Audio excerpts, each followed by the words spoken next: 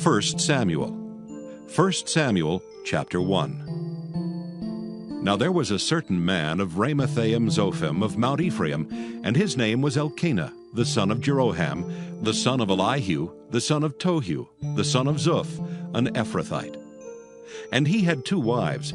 The name of the one was Hannah, and the name of the other Peninnah. And Peninnah had children, but Hannah had no children. And this man went up out of his city yearly to worship and to sacrifice unto the Lord of hosts in Shiloh.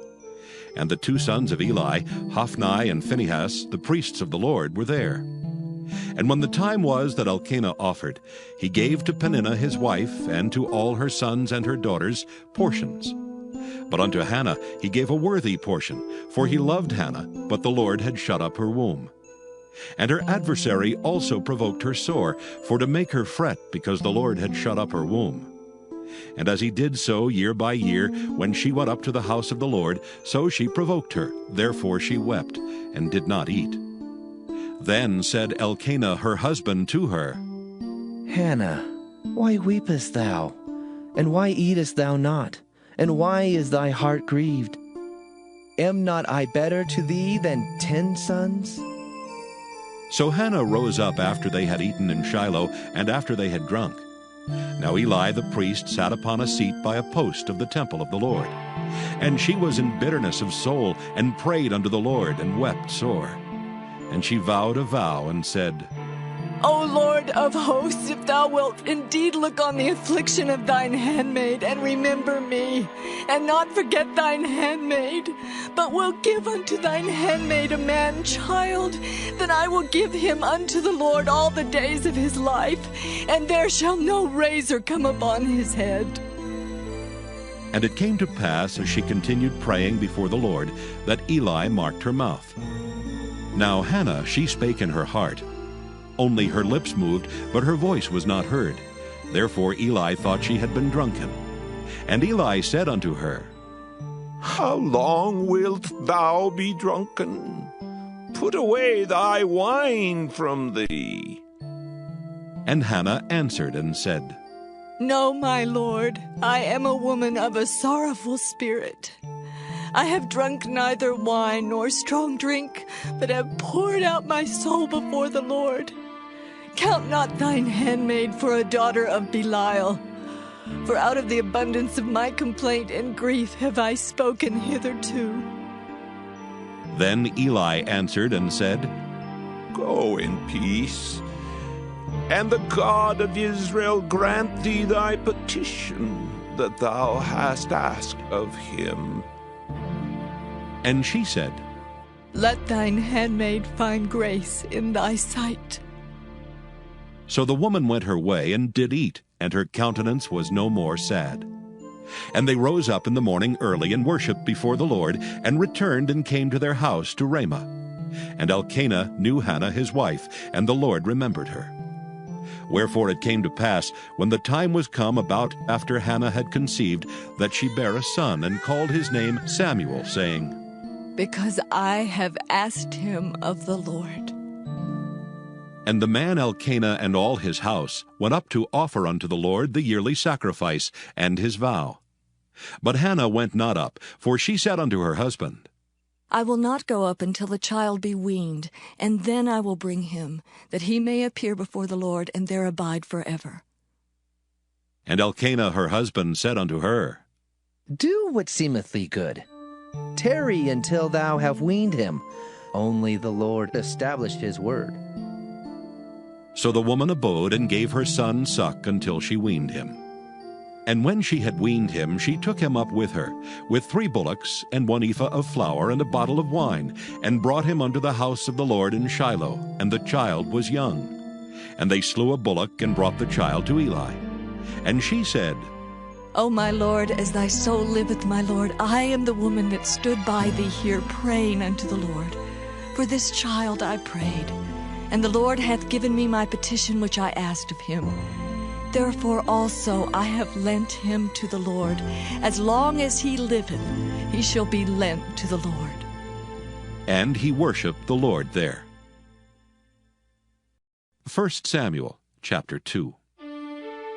And Hannah prayed and said, My heart rejoiceth in the Lord. Mine horn is exalted in the Lord. My mouth is enlarged over mine enemies, because I rejoice in thy salvation.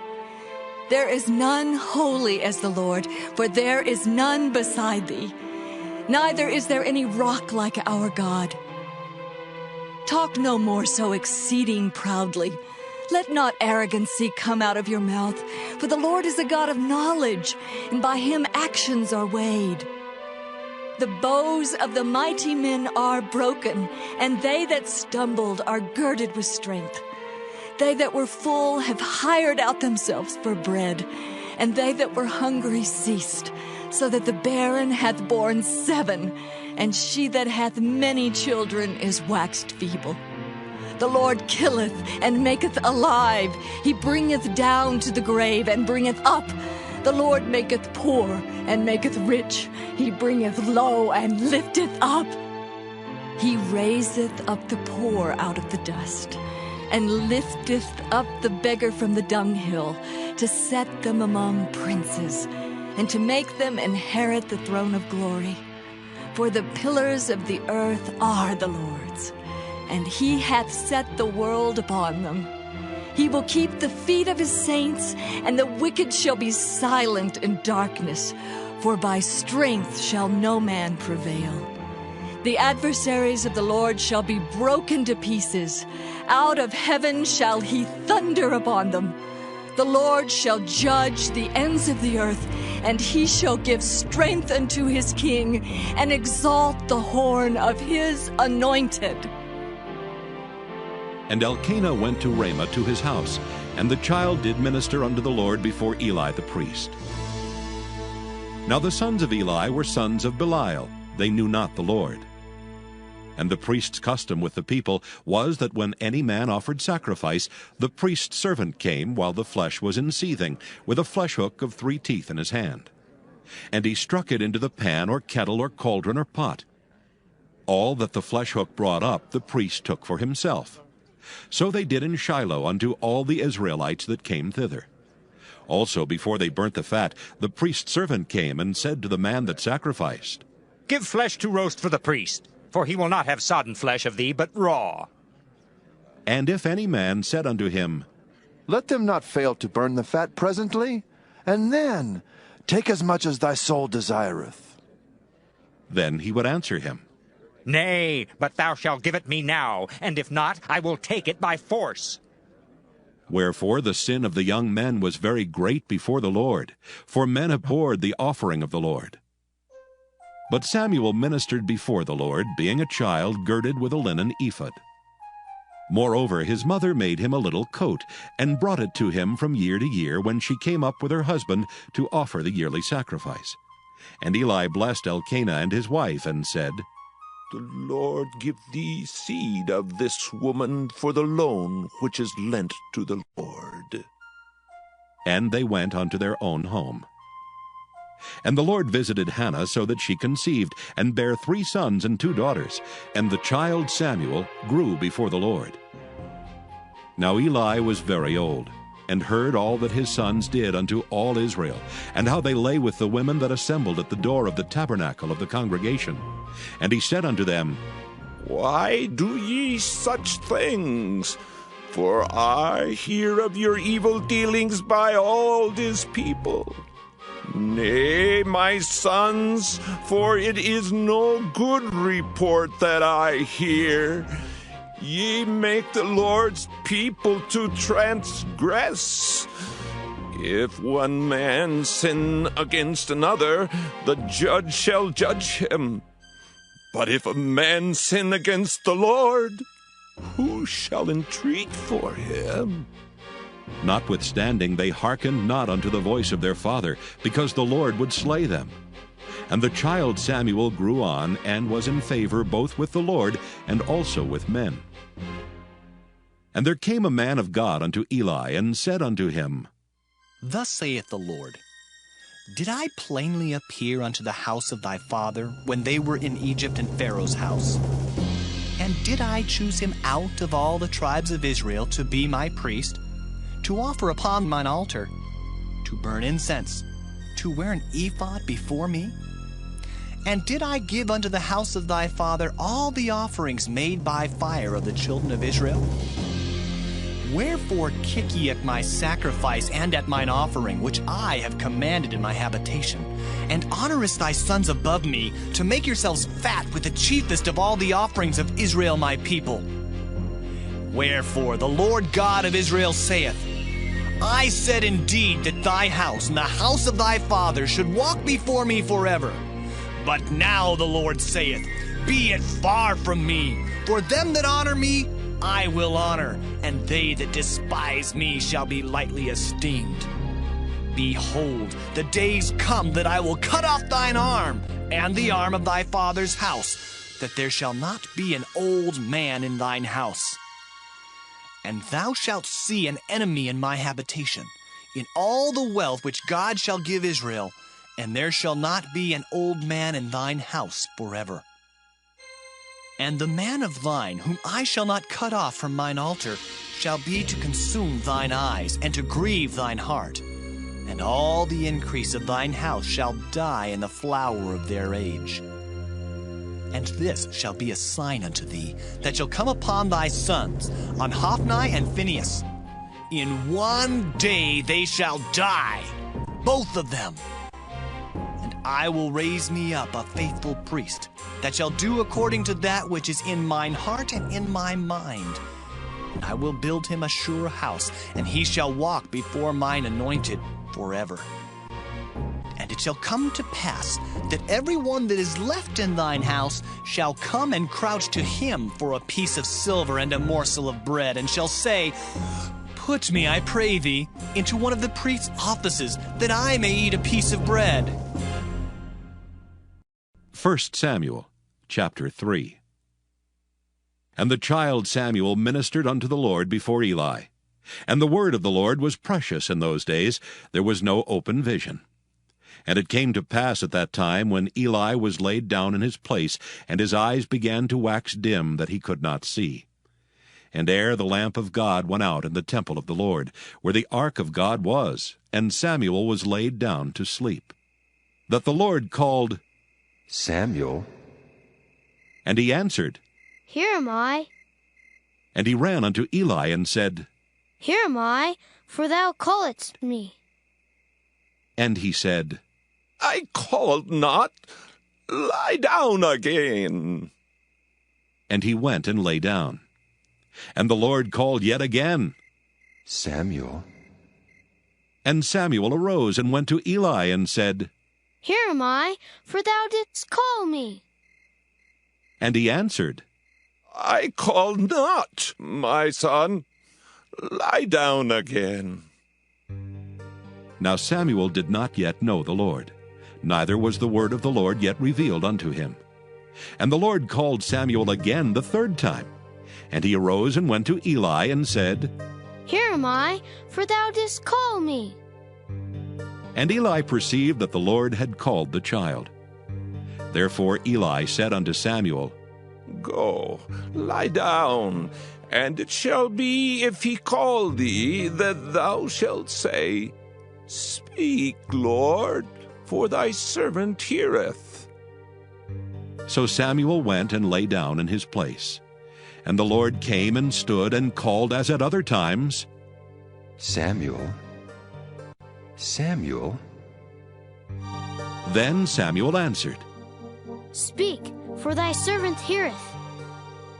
And the Lord said to Samuel, Behold, I will do a thing in Israel at which both the ears of every one that heareth it shall tingle. In that day I will perform against Eli all things which I have spoken concerning his house. When I begin, I will also make an end. For I have told him that I will judge his house forever for the iniquity which he knoweth, because his sons made themselves vile, and he restrained them not. And therefore I have sworn unto the house of Eli, that the iniquity of Eli's house shall not be purged with sacrifice nor offering forever. And Samuel lay until the morning, and opened the doors of the house of the Lord. And Samuel feared to show Eli the vision. Then Eli called Samuel and said, Samuel, my son. And he answered, Here am I. and he said, What is the thing that the Lord hath said unto thee? I pray thee, hide it not from me. God do so to thee, and more also, if thou hide anything from me of all the things that he said unto thee. And Samuel told him every whit, and hid nothing from him. And he said, It is the Lord. Let him do what seemeth him good. And Samuel grew, and the Lord was with him, and did let none of his words fall to the ground. And all Israel, from Dan even to Beersheba, knew that Samuel was established to be a prophet of the Lord. And the Lord appeared again in Shiloh, for the Lord revealed himself to Samuel in Shiloh by the word of the Lord. 1 Samuel chapter 4. And the word of Samuel came to all Israel. Now Israel went out against the Philistines to battle, and pitched beside Ebenezer. And the Philistines pitched in Aphek. And the Philistines put themselves in array against Israel. And when they joined battle, Israel was smitten before the Philistines, and they slew of the army in the field about 4,000 men. And when the people were come into the camp, the elders of Israel said, Wherefore hath the Lord smitten us today before the Philistines? Let us fetch the ark of the covenant of the Lord out of Shiloh unto us, that when it cometh among us, it may save us out of the hand of our enemies. So the people sent to Shiloh, that they might bring from thence the ark of the covenant of the Lord of hosts, which dwelleth between the cherubims. And the two sons of Eli, Hophni and Phinehas, were there with the ark of the covenant of God. And when the ark of the covenant of the Lord came into the camp, all Israel shouted with a great shout, so that the earth rang again. And when the Philistines heard the noise of the shout, they said, What meaneth the noise of this great shout in the camp of the Hebrews? And they understood that the ark of the Lord was come into the camp. And the Philistines were afraid, for they said, God is come into the camp. And they said, Woe unto us, for there hath not been such a thing heretofore. Woe unto us! Who shall deliver us out of the hand of these mighty gods? These are the gods that smote the Egyptians with all the plagues in the wilderness. Be strong and quit yourselves like men, O ye Philistines, that ye be not servants unto the Hebrews, as they have been to you. Quit yourselves like men and fight! And the Philistines fought, and Israel was smitten, and they fled every man into his tent. And there was a very great slaughter, for there fell of Israel 30,000 footmen. And the ark of God was taken, and the two sons of Eli, Hophni and Phinehas, were slain. And there ran a man of Benjamin out of the army, and came to Shiloh the same day with his clothes rent, and with earth upon his head. And when he came, lo, Eli sat upon a seat by the wayside watching. For his heart trembled for the ark of God. And when the man came into the city and told it, all the city cried out. And when Eli heard the noise of the crying, he said, What meaneth the noise of this tumult? And the man came in hastily and told Eli. Now Eli was 98 years old, and his eyes were dim that he could not see. And the man said unto Eli, I am he that came out of the army, and I fled today out of the army. And he said, What is there done, my son? And the messenger answered and said, Israel is fled before the Philistines, and there hath been also a great slaughter among the people. And thy two sons also, Hophni and Phinehas, are dead, and the ark of God is taken. And it came to pass, when he made mention of the ark of God, that he fell from off the seat backward by the side of the gate, and his neck brake, and he died. For he was an old man and heavy, and he had judged Israel 40 years. And his daughter-in-law, Phinehas' wife, was with child near to be delivered. And when she heard the tidings that the ark of God was taken, and that her father-in-law and her husband were dead, she bowed herself and travailed, for her pains came upon her. And about the time of her death, the women that stood by her said unto her, Fear not, for thou hast borne a son. But she answered not, neither did she regard it. And she named the child Ichabod, saying, The glory is departed from Israel. Because the ark of God was taken, and because of her father-in-law and her husband. And she said, The glory is departed from Israel, for the ark of God is taken. 1 Samuel chapter 5. And the Philistines took the ark of God, and brought it from Ebenezer unto Ashdod. When the Philistines took the ark of God, they brought it into the house of Dagon, and set it by Dagon. And when they of Ashdod arose early on the morrow, behold, Dagon was fallen upon his face to the earth before the ark of the Lord. And they took Dagon, and set him in his place again. And when they arose early on the morrow morning, behold, Dagon was fallen upon his face to the ground before the ark of the Lord. And the head of Dagon and both the palms of his hands were cut off upon the threshold. Only the stump of Dagon was left to him. Therefore neither the priests of Dagon, nor any that come into Dagon's house, tread on the threshold of Dagon in Ashdod unto this day. But the hand of the Lord was heavy upon them of Ashdod, and he destroyed them, and smote them with emerods, even Ashdod and the coasts thereof. And when the men of Ashdod saw that it was so, they said, The ark of the God of Israel shall not abide with us, for his hand is sore upon us, and upon Dagon our God. They sent therefore and gathered all the lords of the Philistines unto them, and said, What shall we do with the ark of the God of Israel? And they answered, Let the ark of the God of Israel be carried about unto Gath. And they carried the ark of the God of Israel about thither. And it was so that after they had carried it about, the hand of the Lord was against the city with a very great destruction. And he smote the men of the city, both small and great, and they had emerods in their secret parts. Therefore they sent the ark of God to Ekron. And it came to pass, as the ark of God came to Ekron, that the Ekronites cried out, saying, They have brought about the ark of the God of Israel to us, to slay us and our people. So they sent and gathered together all the lords of the Philistines, and said, Send away the ark of the God of Israel, and let it go again to his own place, that it slay us not and our people. For there was a deadly destruction throughout all the city. The hand of God was very heavy there.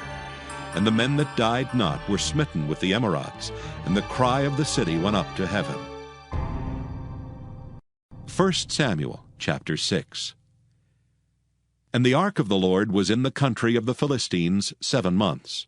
And the Philistines called for the priests and the diviners, saying, What shall we do to the ark of the Lord? Tell us wherewith we shall send it to his place. And they said, If ye send away the ark of the God of Israel, send it not empty, but in any wise return him a trespass offering. Then ye shall be healed, and it shall be known to you why his hand is not removed from you. Then said they, What shall be the trespass offering which we shall return to him? They answered, 5 golden emerods, and 5 golden mice, according to the number of the lords of the Philistines. For 1 plague was on you all, and on your lords. Wherefore ye shall make images of your emerods, and images of your mice, that mar the land, and ye shall give glory unto the God of Israel. Peradventure he will lighten his hand from off you, and from off your gods, and from off your land. Wherefore then do ye harden your hearts, as the Egyptians and Pharaoh hardened their hearts? When he had wrought wonderfully among them, did they not let the people go, and they departed?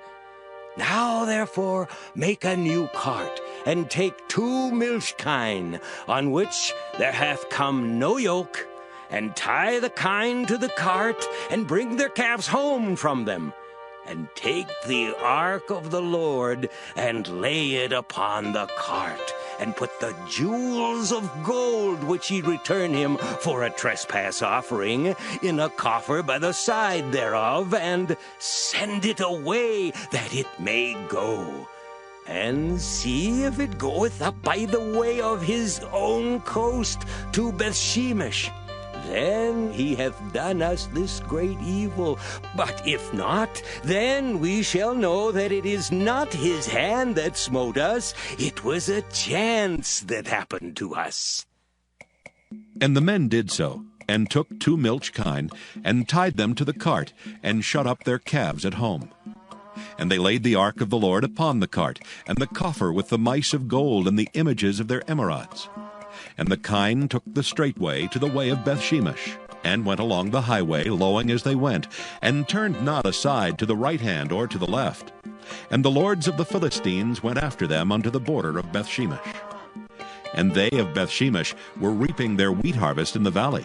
And they lifted up their eyes, and saw the ark, and rejoiced to see it.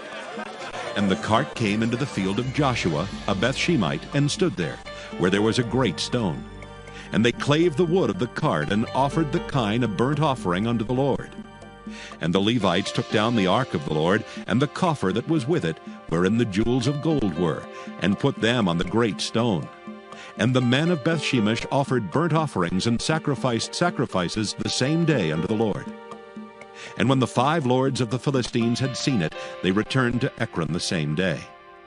And these are the golden emerods which the Philistines returned for a trespass offering unto the Lord. For Ashdod 1, for Gaza 1, for Askelon 1, for Gath 1, for Ekron 1. And the golden mice, according to the number of all the cities of the Philistines, belonging to the 5 lords, both of fenced cities and of country villages, even unto the great stone of Abel, whereon they set down the ark of the Lord, which stone remaineth unto this day in the field of Joshua the Bethshemite. And he smote the men of Bethshemesh, because they had looked into the ark of the Lord. Even he smote of the people 50,000 and 60 men. And the people lamented, because the Lord had smitten many of the people with a great slaughter. And the men of Bethshemesh said, Who is able to stand before this holy Lord God, and to whom shall he go up from us? And they sent messengers to the inhabitants of Kirjath-jearim, saying, The Philistines have brought again the ark of the Lord. Come ye down, and fetch it up to you. 1 Samuel chapter 7. And the men of Kirjath-jearim came and fetched up the ark of the Lord, and brought it into the house of Abinadab in the hill, and sanctified Eleazar his son to keep the ark of the Lord. And it came to pass, while the ark abode in Kirjath-jearim, that the time was long, for it was 20 years, and all the house of Israel lamented after the Lord. And Samuel spake unto all the house of Israel, saying, If ye do return unto the Lord with all your hearts, then put away the strange gods and Ashtaroth from among you, and prepare your hearts unto the Lord, and serve him only, and he will deliver you out of the hand of the Philistines. Then the children of Israel did put away Baalim and Ashtaroth, and served the Lord only. And Samuel said, Gather all Israel to Mizpah, and I will pray for you unto the Lord. And they gathered together to Mizpah, and drew water, and poured it out before the Lord, and fasted on that day, and said there, We have sinned against the Lord. And Samuel judged the children of Israel in Mizpah. And when the Philistines heard that the children of Israel were gathered together to Mizpah, the lords of the Philistines went up against Israel. And when the children of Israel heard it, they were afraid of the Philistines. And the children of Israel said to Samuel, Cease not to cry unto the Lord our God for us, that he will save us out of the hand of the Philistines. And Samuel took a sucking lamb, and offered it for a burnt offering holy unto the Lord. And Samuel cried unto the Lord for Israel, and the Lord heard him. And as Samuel was offering up the burnt offering, the Philistines drew near to battle against Israel. But the Lord thundered with a great thunder on that day upon the Philistines, and discomfited them, and they were smitten before Israel. And the men of Israel went out of Mizpah, and pursued the Philistines, and smote them until they came under Bethkar. Then Samuel took a stone, and set it between Mizpah and Shen, and called the name of it Ebenezer, saying, Hitherto hath the Lord helped us. So the Philistines were subdued, and they came no more into the coast of Israel. And the hand of the Lord was against the Philistines all the days of Samuel. And the cities which the Philistines had taken from Israel were restored to Israel, from Ekron even unto Gath. And the coasts thereof did Israel deliver out of the hands of the Philistines. And there was peace between Israel and the Amorites. And Samuel judged Israel all the days of his life. And he went from year to year in circuit to Bethel and Gilgal and Mizpah, and judged Israel in all those places. And his return was to Ramah, for there was his house. And there he judged Israel, and there he built an altar unto the Lord. 1 Samuel chapter 8. And it came to pass, when Samuel was old, that he made his sons judges over Israel. Now the name of his firstborn was Joel, and the name of his second Abiah. They were judges in Beersheba. And his sons walked not in his ways, but turned aside after lucre, and took bribes, and perverted judgment. Then all the elders of Israel gathered themselves together, and came to Samuel unto Ramah, and said unto him, Behold, thou art old, and thy sons walk not in thy ways. Now make us a king to judge us like all the nations. But the thing displeased Samuel, when they said, Give us a king to judge us. And Samuel prayed unto the Lord. And the Lord said unto Samuel, Hearken unto the voice of the people in all that they say unto thee. For they have not rejected thee, but they have rejected me, that I should not reign over them, according to all the works which they have done since the day that I brought them up out of Egypt, even unto this day, wherewith they have forsaken me and served other gods. So do they also unto thee. Now therefore hearken unto their voice. Howbeit, yet protest solemnly unto them, and show them the manner of the king that shall reign over them.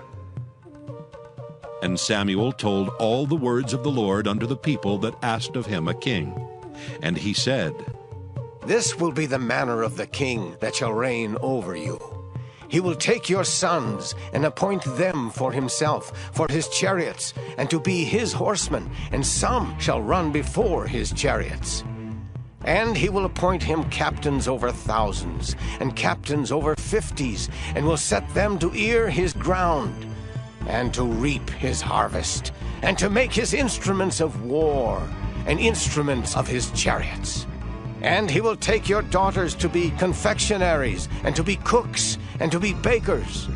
And he will take your fields, and your vineyards, and your olive yards, even the best of them, and give them to his servants. And he will take the 10th of your seed, and of your vineyards, and give to his officers and to his servants. And he will take your men servants, and your maid servants, and your goodliest young men, and your asses, and put them to his work. He will take the 10th of your sheep, and ye shall be his servants. And ye shall cry out in that day because of your king, which ye shall have chosen you, and the Lord will not hear you in that day. Nevertheless, the people refused to obey the voice of Samuel, and they said, Nay, but we will have a king over us, that we also may be like all the nations, and that our king may judge us and go out before us and fight our battles. And Samuel heard all the words of the people, and he rehearsed them in the ears of the Lord. And the Lord said to Samuel, Hearken unto their voice, and make them a king. And Samuel said unto the men of Israel, Go ye every man unto his city. 1 Samuel chapter 9. Now there was a man of Benjamin whose name was Kish, the son of Abiel, the son of Zeror, the son of Bechorath, the son of Aphiah, a Benjamite, a mighty man of power. And he had a son whose name was Saul, a choice young man and a goodly. And there was not among the children of Israel a goodlier person than he. From his shoulders and upward he was higher than any of the people. And the asses of Kish Saul's father were lost. And Kish said to Saul his son, Take now one of the servants with thee, and arise, go seek the asses. And he passed through Mount Ephraim, and passed through the land of Shalisha, but they found them not. Then they passed through the land of Shalem, and there they were not. And he passed through the land of the Benjamites, but they found them not. And when they were come to the land of Zuph, Saul said to his servant that was with him, Come, and let us return, lest my father leave caring for the asses, and take thought for us.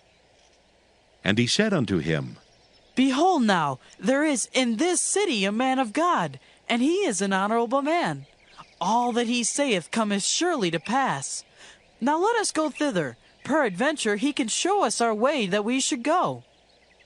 Then said Saul to his servant, But behold, if we go, what shall we bring the man? For the bread is spent in our vessels, and there is not a present to bring to the man of God. What have we? And the servant answered Saul again, and said, Behold, I have here at hand the 4th part of a shekel of silver. That will I give to the man of God, to tell us our way. Beforetime in Israel, when a man went to inquire of God, thus he spake, Come, and let us go to the seer. For he that is now called a prophet was beforetime called a seer. Then Saul said to his servant, Well said. Come, let us go. So they went unto the city where the man of God was. And as they went up the hill to the city, they found young maidens going out to draw water, and said unto them, Is the seer here? And they answered them and said, He is. Behold, he is before you. Make haste now, for he came today to the city. For there is a sacrifice of the people today in the high place. As soon as ye be come into the city, ye shall straightway find him, before he go up to the high place to eat. For the people will not eat until he come, because he doth bless the sacrifice, and afterwards they eat that be bidden. Now therefore get you up, for about this time ye shall find him. And they went up into the city. And when they were come into the city, behold, Samuel came out against them, for to go up to the high place. Now the Lord had told Samuel in his ear a day before Saul came, saying, Tomorrow about this time I will send thee a man out of the land of Benjamin, and thou shalt anoint him to be captain over my people Israel, that he may save my people out of the hand of the Philistines. For I have looked upon my people, because their cry is come unto me. And when Samuel saw Saul, the Lord said unto him, Behold the man whom I spake to thee of. This same shall reign over my people. Then Saul drew near to Samuel in the gate, and said, Tell me, I pray thee, where the seer's house is. And Samuel answered Saul, and said, I am the seer. Go up before me unto the high place, for ye shall eat with me today, and tomorrow I will let thee go, and will tell thee all that is in thine heart. And as for thine asses that were lost 3 days ago, set not thy mind on them, for they are found. And on whom is all the desire of Israel? Is it not on thee, and on all thy father's house? And Saul answered and said, Am not I a Benjamite, of the smallest of the tribes of Israel? And my family the least of all the families of the tribe of Benjamin. Wherefore then speakest thou so to me? And Samuel took Saul and his servant, and brought them into the parlor, and made them sit in the chiefest place among them that were bidden, which were about 30 persons. And Samuel said unto the cook, Bring the portion which I gave thee, of which I said unto thee, Set it by thee. And the cook took up the shoulder, and that which was upon it, and set it before Saul. And Samuel said, Behold that which is left. Set it before thee, and eat. For unto this time hath it been kept for thee, since I said, I have invited the people. So Saul did eat with Samuel that day. And when they were come down from the high place into the city, Samuel communed with Saul upon the top of the house. And they arose early, and it came to pass about the spring of the day, that Samuel called Saul to the top of the house, saying, Up, that I may send thee away. And Saul arose, and they went out both of them, he and Samuel, abroad. And as they were going down to the end of the city, Samuel said to Saul, Bid the servant pass on before us. And he passed on. But stand thou still a while, that I may show thee the word of God. 1 Samuel chapter 10. Then Samuel took a vial of oil and poured it upon his head, and kissed him, and said, Is it not because the Lord hath anointed thee to be captain over his inheritance? When thou art departed from me today, then thou shalt find 2 men by Rachel's sepulchre in the border of Benjamin at Zelzah. And they will say unto thee, The asses which thou wentest to seek are found, and lo, thy father hath left the care of the asses, and sorroweth for you, saying, What shall I do for my son? Then shalt thou go on forward from thence, and thou shalt come to the plain of Tabor, and there shall meet thee 3 men going up to God to Bethel, one carrying 3 kids, and another carrying 3 loaves of bread, and another carrying a bottle of wine. And they will salute thee, and give thee 2 loaves of bread, which thou shalt receive of their hands. After that thou shalt come to the hill of God, where is the garrison of the Philistines. And it shall come to pass, when thou art come thither to the city, that thou shalt meet a company of prophets coming down from the high place with a psaltery and a tabret and a pipe and a harp before them. And they shall prophesy. And the Spirit of the Lord will come upon thee, and thou shalt prophesy with them, and shalt be turned into another man. And let it be, when these signs are come unto thee, that thou do as occasion serve thee, for God is with thee. And thou shalt go down before me to Gilgal, and behold, I will come down unto thee, to offer burnt offerings, and to sacrifice sacrifices of peace offerings. 7 days shalt thou tarry, till I come to thee, and show thee what thou shalt do. And it was so that when he had turned his back to go from Samuel, God gave him another heart.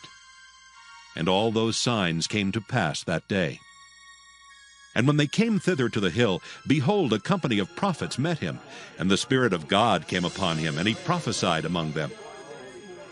And it came to pass, when all that knew him beforetime saw that, behold, he prophesied among the prophets, then the people said to one another, What is this that is come unto the son of Kish? Is Saul also among the prophets? And one of the same place answered and said, But who is their father? Therefore it became a proverb, Is Saul also among the prophets? And when he had made an end of prophesying, he came to the high place. And Saul's uncle said unto him and to his servant, Whither went ye? And he said, To seek the asses. And when we saw that they were nowhere, we came to Samuel. And Saul's uncle said, Tell me, I pray thee, what Samuel said unto you. And Saul said unto his uncle, He told us plainly that the asses were found. But of the matter of the kingdom whereof Samuel spake he told him not. And Samuel called the people together unto the Lord to Mizpah, and said unto the children of Israel, Thus saith the Lord God of Israel, I brought up Israel out of Egypt, and delivered you out of the hand of the Egyptians, and out of the hand of all kingdoms, and of them that oppressed you. And ye have this day rejected your God, who himself saved you out of all your adversities and your tribulations, and ye have said unto him, Nay, but set a king over us. Now therefore present yourselves before the Lord by your tribes and by your thousands. And when Samuel had caused all the tribes of Israel to come near, the tribe of Benjamin was taken. When he had caused the tribe of Benjamin to come near by their families, the family of Matri was taken, and Saul the son of Kish was taken. And when they sought him, he could not be found. Therefore they inquired of the Lord further, if the man should yet come thither. And the Lord answered, Behold, he hath hid himself among the stuff. And they ran and fetched him thence. And when he stood among the people, he was higher than any of the people from his shoulders and upward. And Samuel said to all the people, See ye him whom the Lord hath chosen. that there is none like him among all the people. And all the people shouted and said, God save the king! Then Samuel told the people the manner of the kingdom, and wrote it in a book, and laid it up before the Lord. And Samuel sent all the people away, every man to his house. And Saul also went home to Gibeah, and there went with him a band of men whose hearts God had touched. But the children of Belial said, How shall this man save us? And they despised him, and brought him no presents, but he held his peace. 1 Samuel chapter 11. Then Nahash the Ammonite came up, and encamped against Jabesh-Gilead, and all the men of Jabesh said unto Nahash, Make a covenant with us, and we will serve thee. And Nahash the Ammonite answered them, On this condition will I make a covenant with you, that I may thrust out all your right eyes, and lay it for a reproach upon all Israel. And the elders of Jabesh said unto him, Give us 7 days' respite, that we may send messengers unto all the coasts of Israel. And then, if there be no man to save us, we will come out to thee. Then came the messengers to Gibeah of Saul, and told the tidings in the ears of the people. And all the people lifted up their voices and wept. And behold, Saul came after the herd out of the field, and Saul said, What aileth the people that they weep? And they told him the tidings of the men of Jabesh. And the Spirit of God came upon Saul when he heard those tidings, and his anger was kindled greatly. And he took a yoke of oxen and hewed them in pieces, and sent them throughout all the coasts of Israel by the hands of messengers, saying, Whosoever cometh not forth after Saul and after Samuel, so shall it be done unto his oxen. And the fear of the Lord fell on the people, and they came out with one consent. And when he numbered them in Bezek, the children of Israel were 300,000, and the men of Judah 30,000. And they said unto the messengers that came, Thus shall ye say unto the men of Jabesh-Gilead, Tomorrow by that time the sun be hot, ye shall have help. And the messengers came and showed it to the men of Jabesh, and they were glad. Therefore the men of Jabesh said, Tomorrow we will come out unto you, and ye shall do with us all that seemeth good unto you. And it was so on the morrow that Saul put the people in 3 companies. And they came into the midst of the host in the morning watch, and slew the Ammonites until the heat of the day. And it came to pass that they which remained were scattered, so that 2 of them were not left together. And the people said unto Samuel, Who is he that said, Shall Saul reign over us? Bring the men, that we may put them to death. And Saul said, There shall not a man be put to death this day. For today the Lord hath wrought salvation in Israel. Then said Samuel to the people, Come, and let us go to Gilgal, and renew the kingdom there. And all the people went to Gilgal, and there they made Saul king before the Lord in Gilgal. And there they sacrificed sacrifices of peace offerings before the Lord.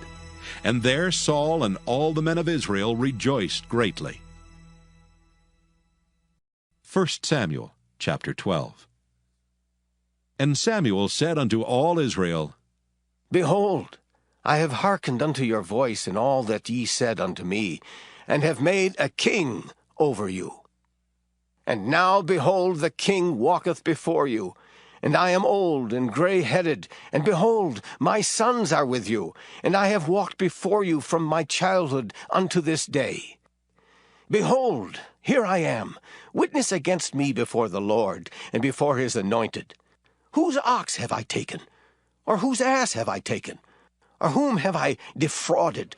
Whom have I oppressed? Or of whose hand have I received any bribe to blind mine eyes therewith? And I will restore it you. And they said, Thou hast not defrauded us, nor oppressed us, neither hast thou taken aught of any man's hand. And he said unto them, The Lord is witness against you, and his anointed is witness this day, that ye have not found aught in my hand. And they answered, He is witness. And Samuel said unto the people, It is the Lord that advanced Moses and Aaron, and that brought your fathers up out of the land of Egypt. Now therefore stand still, that I may reason with you before the Lord of all the righteous acts of the Lord, which he did to you and to your fathers. When Jacob was come into Egypt, and your fathers cried unto the Lord, then the Lord sent Moses and Aaron, which brought forth your fathers out of Egypt, and made them dwell in this place. And when they forgat the Lord their God, he sold them into the hand of Sisera, captain of the host of Hazor, and into the hand of the Philistines, and into the hand of the king of Moab. And they fought against them. And they cried unto the Lord, and said, We have sinned, because we have forsaken the Lord, and have served Baalim and Ashtaroth. But now deliver us out of the hand of our enemies, and we will serve thee. And the Lord sent Jerubbaal, and Bedan, and Jephthah, and Samuel, and delivered you out of the hand of your enemies on every side, and ye dwelled safe. And when ye saw that Nahash, the king of the children of Ammon, came against you, ye said unto me, Nay, but a king shall reign over us, when the Lord your God was your king. Now, therefore, behold the king whom ye have chosen, and whom ye have desired. And behold, the Lord hath set a king over you. If ye will fear the Lord, and serve him, and obey his voice, and not rebel against the commandment of the Lord, then shall both ye and also the king that reigneth over you continue following the Lord your God. But if ye will not obey the voice of the Lord, but rebel against the commandment of the Lord, then shall the hand of the Lord be against you, as it was against your fathers. Now, therefore, stand and see this great thing, which the Lord will do before your eyes. Is it not wheat harvest today? I will call unto the Lord, and he shall send thunder and rain, that ye may perceive, and see that your wickedness is great, which ye have done in the sight of the Lord, in asking you a king. So Samuel called unto the Lord, and the Lord sent thunder and rain that day, and all the people greatly feared the Lord and Samuel. And all the people said unto Samuel, Pray for thy servants unto the Lord thy God, that we die not. For we have added unto all our sins this evil, to ask us a king. And Samuel said unto the people, Fear not. Ye have done all this wickedness, yet turn not aside from following the Lord, but serve the Lord with all your heart. And turn ye not aside, for then should ye go after vain things, which cannot profit nor deliver, for they are vain. For the Lord will not forsake his people for his great name's sake, because it hath pleased the Lord to make you his people. Moreover, as for me, God forbid that I should sin against the Lord in ceasing to pray for you. But I will teach you the good and the right way. Only fear the Lord, and serve him in truth with all your heart. For consider how great things he hath done for you. But if ye shall still do wickedly, ye shall be consumed, both ye and your king. 1 Samuel chapter 13. Saul reigned 1 year. And when he had reigned 2 years over Israel, Saul chose him 3,000 men of Israel, whereof 2,000 were with Saul in Michmash and in Mount Bethel, and 1,000 were with Jonathan in Gibeah of Benjamin. And the rest of the people he sent every man to his tent. And Jonathan smote the garrison of the Philistines that was in Geba, and the Philistines heard of it. And Saul blew the trumpet throughout all the land, saying, Let the Hebrews hear. And all Israel heard say that Saul had smitten a garrison of the Philistines, and that Israel also was had an abomination with the Philistines. And the people were called together after Saul to Gilgal. And the Philistines gathered themselves together to fight with Israel, 30,000 chariots, and 6,000 horsemen, and people as the sand which is on the seashore in multitude. And they came up and pitched in Michmash, eastward from Bethaven. When the men of Israel saw that they were in a strait, for the people were distressed, Then the people did hide themselves in caves and in thickets, and in rocks, and in high places, and in pits. And some of the Hebrews went over Jordan to the land of Gad and Gilead. As for Saul, he was yet in Gilgal, and all the people followed him trembling. And he tarried 7 days according to the set time that Samuel had appointed. But Samuel came not to Gilgal, and the people were scattered from him. And Saul said, Bring hither a burnt offering to me, and peace offerings. And he offered the burnt offering. And it came to pass that as soon as he had made an end of offering the burnt offering, behold, Samuel came, and Saul went out to meet him that he might salute him. And Samuel said, What hast thou done? And Saul said, Because I saw that the people were scattered from me, and that thou camest not within the days appointed, and that the Philistines gathered themselves together at Michmash. Therefore, said I, the Philistines will come down now upon me to Gilgal, and I have not made supplication unto the Lord. I forced myself, therefore, and offered a burnt offering. And Samuel said to Saul, Thou hast done foolishly. Thou hast not kept the commandment of the Lord thy God, which he commanded thee. For now would the Lord have established thy kingdom upon Israel forever. But now thy kingdom shall not continue. The Lord hath sought him a man after his own heart, and the Lord hath commanded him to be captain over his people, because thou hast not kept that which the Lord commanded thee. And Samuel arose and gat him up from Gilgal unto Gibeah of Benjamin. And Saul numbered the people that were present with him, about 600 men. And Saul and Jonathan his son, and the people that were present with them, abode in Gibeah of Benjamin. But the Philistines encamped in Michmash. And the spoilers came out of the camp of the Philistines in 3 companies.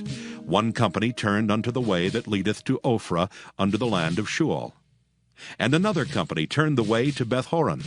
And another company turned to the way of the border that looketh to the valley of Zeboim toward the wilderness. Now there was no smith found throughout all the land of Israel, for the Philistines said, Lest the Hebrews make them swords or spears. But all the Israelites went down to the Philistines to sharpen every man his share, and his coulter, and his axe, and his mattock. Yet they had a file for the mattocks, and for the coulters, and for the forks, and for the axes, and to sharpen the goads. So it came to pass in the day of battle that there was neither sword nor spear found in the hand of any of the people that were with Saul and Jonathan. But with Saul and with Jonathan his son was there found. And the garrison of the Philistines went out to the passage of Michmash. 1 Samuel chapter 14. Now it came to pass upon a day that Jonathan the son of Saul said unto the young man that bare his armor, Come, and let us go over to the Philistines' garrison that is on the other side. But he told not his father. And Saul tarried in the uttermost part of Gibeah under a pomegranate tree, which is in Migron. And the people that were with him were about 600 men. And Ahiah the son of Ahitub, Ichabod's brother, the son of Phinehas, the son of Eli, the Lord's priest in Shiloh, wearing an ephod. And the people knew not that Jonathan was gone. And between the passages by which Jonathan sought to go over unto the Philistines' garrison, there was a sharp rock on the one side, and a sharp rock on the other side. And the name of one was Bozez, and the name of the other Seneh.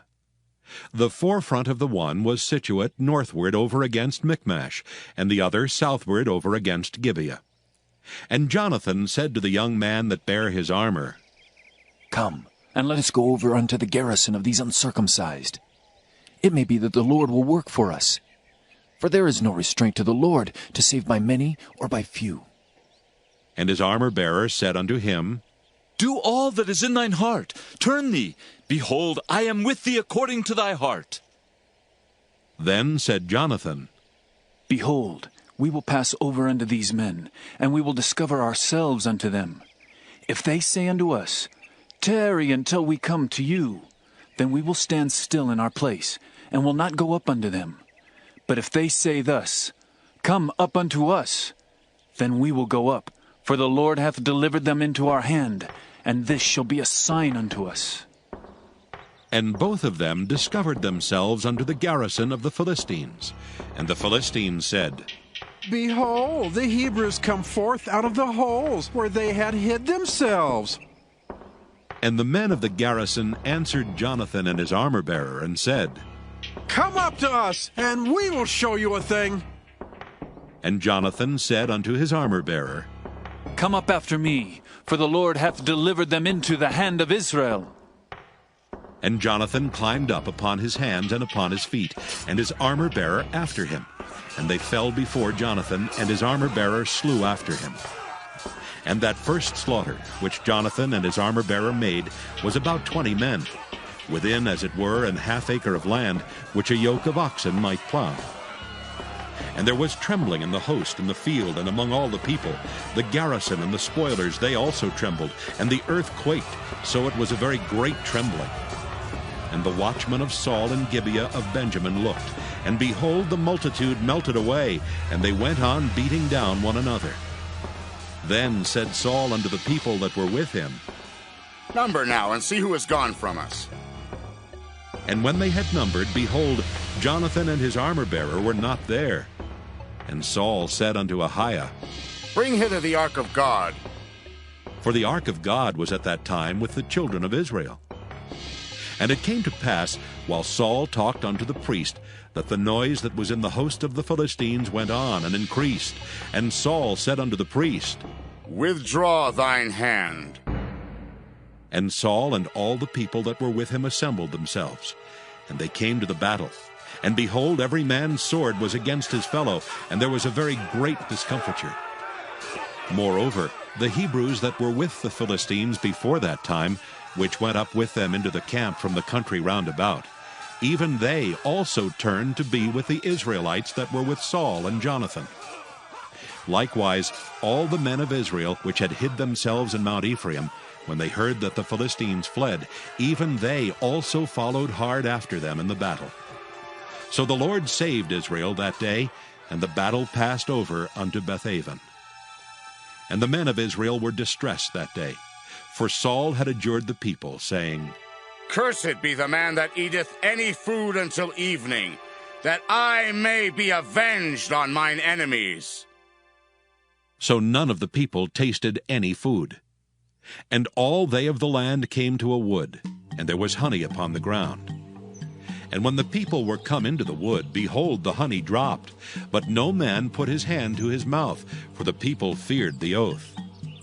But Jonathan heard not when his father charged the people with the oath. Wherefore he put forth the end of the rod that was in his hand, and dipped it in an honeycomb, and put his hand to his mouth, and his eyes were enlightened. Then answered one of the people, and said, Thy father straitly charged the people with an oath, saying, Cursed be the man that eateth any food this day. And the people were faint. Then said Jonathan, My father hath troubled the land. See, I pray you, how mine eyes have been enlightened, because I tasted a little of this honey. How much more, if haply the people had eaten freely today of the spoil of their enemies which they found? For had there not been now a much greater slaughter among the Philistines? And they smote the Philistines that day from Michmash to Ajalon, and the people were very faint. And the people flew upon the spoil, and took sheep and oxen and calves, and slew them on the ground, and the people did eat them with the blood. Then they told Saul, saying, Behold, the people sin against the Lord, in that they eat with the blood. And he said, Ye have transgressed. Roll a great stone unto me this day. And Saul said, Disperse yourselves among the people, and say unto them, Bring me hither every man his ox, and every man his sheep, and slay them here, and eat, and sin not against the Lord in eating with the blood. And all the people brought every man his ox with him that night, and slew them there. And Saul built an altar unto the Lord. The same was the first altar that he built unto the Lord. And Saul said, Let us go down after the Philistines by night, and spoil them until the morning light, and let us not leave a man of them. And they said, Do whatsoever seemeth good unto thee. Then said the priest, Let us draw near hither unto God. And Saul asked counsel of God. Shall I go down after the Philistines? Wilt thou deliver them into the hand of Israel? But he answered him not that day. And Saul said, Draw ye near hither, all the chief of the people, and know and see wherein this sin hath been this day. For as the Lord liveth, which saveth Israel, though it be in Jonathan my son, he shall surely die. But there was not a man among all the people that answered him. Then said he unto all Israel, Be ye on one side, and I and Jonathan my son will be on the other side. And the people said unto Saul, Do what seemeth good unto thee. Therefore Saul said unto the Lord God of Israel, Give a perfect lot. And Saul and Jonathan were taken, but the people escaped. And Saul said, Cast lots between me and Jonathan my son. And Jonathan was taken. Then Saul said to Jonathan, Tell me what thou hast done. And Jonathan told him and said, I did but taste a little honey with the end of the rod that was in mine hand, and lo, I must die. And Saul answered, God do so, and more also, for thou shalt surely die, Jonathan. And the people said unto Saul, Shall Jonathan die, who hath wrought this great salvation in Israel? God forbid! As the Lord liveth, there shall not one hair of his head fall to the ground, for he hath wrought with God this day. So the people rescued Jonathan, that he died not. Then Saul went up from following the Philistines, and the Philistines went to their own place. So Saul took the kingdom over Israel, and fought against all his enemies on every side, against Moab, and against the children of Ammon, and against Edom, and against the kings of Zobah, and against the Philistines. And whithersoever he turned himself, he vexed them. And he gathered an host, and smote the Amalekites, and delivered Israel out of the hands of them that spoiled them. Now the sons of Saul were Jonathan, and Ishuai, and Malchishua. And the names of his two daughters were these: the name of the firstborn, Merab, and the name of the younger, Michal. And the name of Saul's wife was Ahinoam, the daughter of Ahimaaz. And the name of the captain of his host was Abner, the son of Ner, Saul's uncle. And Kish was the father of Saul, and Ner the father of Abner was the son of Abiel. And there was sore war against the Philistines all the days of Saul. And when Saul saw any strong man or any valiant man, he took him unto him. 1 Samuel chapter 15. Samuel also said unto Saul, The Lord sent me to anoint thee to be king over his people, over Israel. Now therefore hearken thou unto the voice of the words of the Lord. Thus saith the Lord of hosts, I remember that which Amalek did to Israel, how he laid wait for him in the way when he came up from Egypt. Now go, and smite Amalek, and utterly destroy all that they have, and spare them not, but slay both man and woman, infant and suckling, ox and sheep, camel and ass.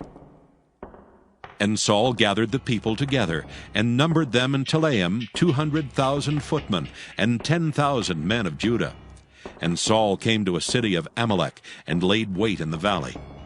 And Saul said unto the Kenites, Go, depart, get you down from among the Amalekites, lest I destroy you with them. For ye showed kindness to all the children of Israel when they came up out of Egypt.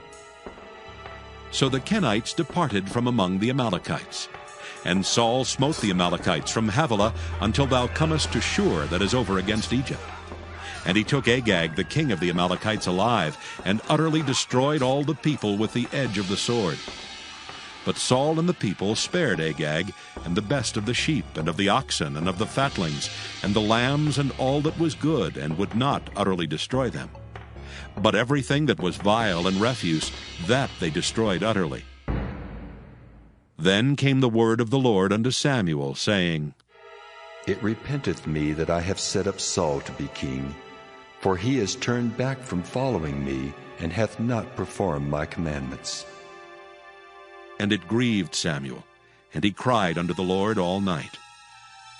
And when Samuel rose early to meet Saul in the morning, it was told Samuel, saying, Saul came to Carmel, and behold, he set him up a place, and is gone about, and passed on and gone down to Gilgal. And Samuel came to Saul, and Saul said unto him, Blessed be thou of the Lord. I have performed the commandment of the Lord. And Samuel said, What meaneth then this bleating of the sheep in mine ears, and the lowing of the oxen which I hear? And Saul said, They have brought them from the Amalekites, for the people spared the best of the sheep and of the oxen, to sacrifice unto the Lord thy God, and the rest we have utterly destroyed. Then Samuel said unto Saul, Stay, and I will tell thee what the Lord hath said to me this night.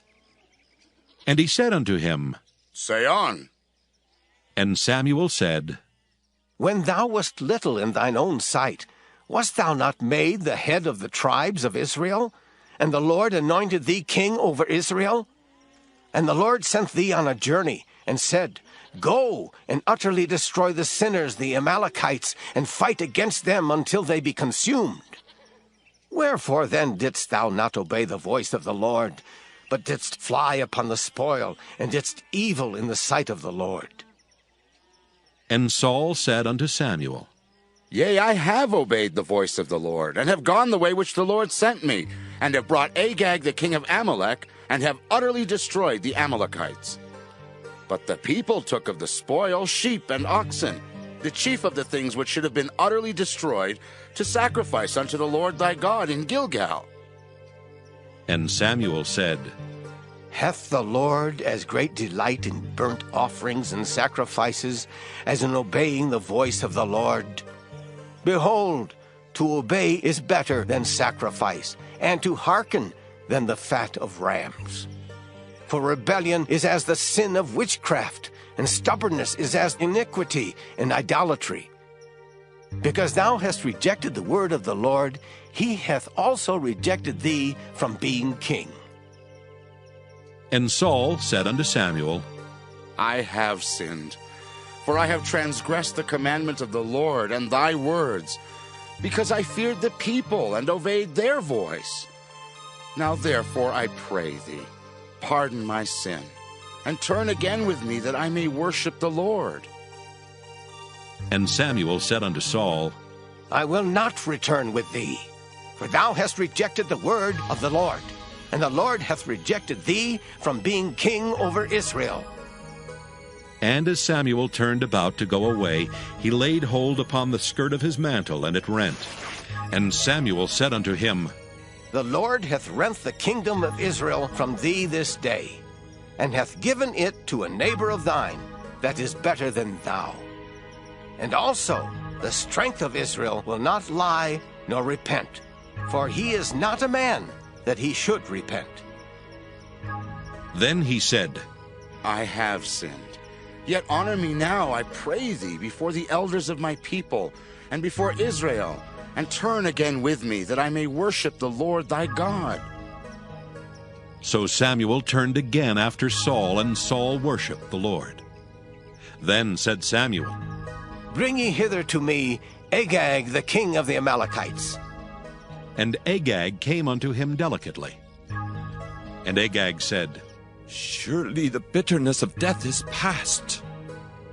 And Samuel said, As thy sword hath made women childless, so shall thy mother be childless among women. And Samuel hewed Agag in pieces before the Lord in Gilgal. Then Samuel went to Ramah, and Saul went up to his house to Gibeah of Saul. And Samuel came no more to see Saul until the day of his death. Nevertheless, Samuel mourned for Saul, and the Lord repented that he had made Saul king over Israel. 1 Samuel chapter 16. And the Lord said unto Samuel, How long wilt thou mourn for Saul, seeing I have rejected him from reigning over Israel? Fill thine horn with oil and go. I will send thee to Jesse the Bethlehemite, for I have provided me a king among his sons. And Samuel said, How can I go? If Saul hear it, he will kill me. And the Lord said, Take an heifer with thee, and say, I am come to sacrifice to the Lord. And call Jesse to the sacrifice. And I will show thee what thou shalt do. And thou shalt anoint unto me him whom I name unto thee. And Samuel did that which the Lord spake, and came to Bethlehem. And the elders of the town trembled at his coming, and said, Comest thou peaceably? And he said, Peaceably. I am come to sacrifice unto the Lord. Sanctify yourselves, and come with me to the sacrifice. And he sanctified Jesse and his sons, and called them to the sacrifice. And it came to pass, when they were come, that he looked on Eliab, and said, Surely the Lord's anointed is before him. But the Lord said unto Samuel, Look not on his countenance, or on the height of his stature, because I have refused him. For the Lord seeth not as man seeth. For man looketh on the outward appearance, but the Lord looketh on the heart. Then Jesse called Abinadab, and made him pass before Samuel, and he said, Neither hath the Lord chosen this. Then Jesse made Shammah to pass by, and he said, Neither hath the Lord chosen this. Again Jesse made 7 of his sons to pass before Samuel. And Samuel said unto Jesse, The Lord hath not chosen these. And Samuel said unto Jesse, Are here all thy children? And he said, There remaineth yet the youngest, and behold, he keepeth the sheep. And Samuel said unto Jesse, Send and fetch him, for we will not sit down till he come hither. And he sent and brought him in. Now he was ruddy, and withal of a beautiful countenance, and goodly to look to. And the Lord said, Arise, anoint him, for this is he. Then Samuel took the horn of oil, and anointed him in the midst of his brethren. And the Spirit of the Lord came upon David from that day forward. So Samuel rose up and went to Ramah. But the Spirit of the Lord departed from Saul, and an evil spirit from the Lord troubled him. And Saul's servants said unto him, Behold now, an evil spirit from God troubleth thee. Let our Lord now command thy servants which are before thee to seek out a man who is a cunning player on an harp. And it shall come to pass, when the evil spirit from God is upon thee, that he shall play with his hand, and thou shalt be well. And Saul said unto his servants, Provide me now a man that can play well, and bring him to me. Then answered one of the servants, and said, Behold, I have seen a son of Jesse the Bethlehemite, that is cunning in playing, and a mighty valiant man, and a man of war, and prudent in matters, and a comely person. And the Lord is with him. Wherefore Saul sent messengers unto Jesse, and said, Send me David thy son, which is with the sheep. And Jesse took an ass laden with bread, and a bottle of wine, and a kid, and sent them by David his son unto Saul. And David came to Saul, and stood before him. And he loved him greatly, and he became his armor-bearer. And Saul sent to Jesse, saying, Let David, I pray thee, stand before me, for he hath found favor in my sight. And it came to pass, when the evil spirit from God was upon Saul, that David took an harp and played with his hand. So Saul was refreshed and was well, and the evil spirit departed from him. 1 Samuel chapter 17. Now the Philistines gathered together their armies to battle, and were gathered together at Shochoh, which belongeth to Judah, and pitched between Shochoh and Azekah in Ephes-dammim. And Saul and the men of Israel were gathered together, and pitched by the valley of Elah, and set the battle in array against the Philistines. And the Philistines stood on a mountain on the one side, and Israel stood on a mountain on the other side, and there was a valley between them. And there went out a champion out of the camp of the Philistines, named Goliath of Gath, whose height was 6 cubits and a span. And he had an helmet of brass upon his head, and he was armed with a coat of mail, and the weight of the coat was 5,000 shekels of brass. and he had greaves of brass upon his legs, and a target of brass between his shoulders. And the staff of his spear was like a weaver's beam, and his spear's head weighed 600 shekels of iron, and one bearing a shield went before him. And he stood and cried unto the armies of Israel, and said unto them, Why are ye come out to set your battle in array? Am not I a Philistine, and ye servants to Saul? Choose you a man for you, and let him come down to me. If he be able to fight with me and to kill me, then will we be your servants. But if I prevail against him and kill him, then shall ye be our servants and serve us. And the Philistines said, I defy the armies of Israel this day. Give me a man, that we may fight together. When Saul and all Israel heard those words of the Philistine, they were dismayed and greatly afraid. Now David was the son of that Ephrathite of Bethlehem, Judah, whose name was Jesse, and he had 8 sons. And the man went among men for an old man in the days of Saul. And the 3 eldest sons of Jesse went and followed Saul to the battle. And the names of his 3 sons that went to the battle were Eliab, the firstborn, and next unto him Abinadab, and the third Shammah. And David was the youngest, and the 3 eldest followed Saul. But David went and returned from Saul to feed his father's sheep at Bethlehem. And the Philistine drew near morning and evening, and presented himself 40 days. And Jesse said unto David his son, Take now for thy brethren an ephah of this parched corn, and these 10 loaves, and run to the camp to thy brethren. And carry these 10 cheeses unto the captain of their 1,000. And look how thy brethren fare, and take their pledge. Now Saul and they and all the men of Israel were in the valley of Elah, fighting with the Philistines. And David rose up early in the morning, and left the sheep with a keeper, and took and went as Jesse had commanded him. And he came to the trench as the host was going forth to the fight, and shouted for the battle.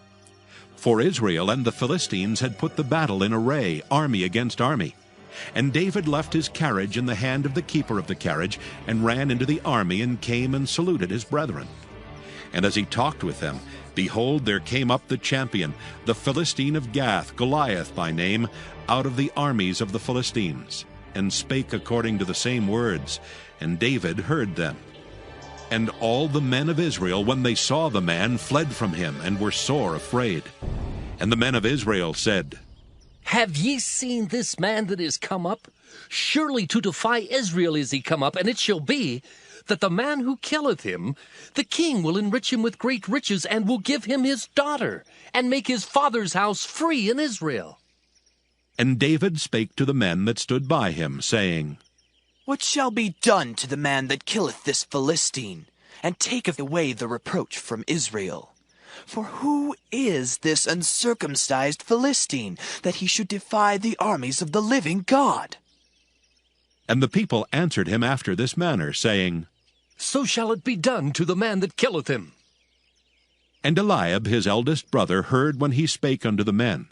And Eliab's anger was kindled against David, and he said, Why camest thou down hither? And with whom hast thou left those few sheep in the wilderness?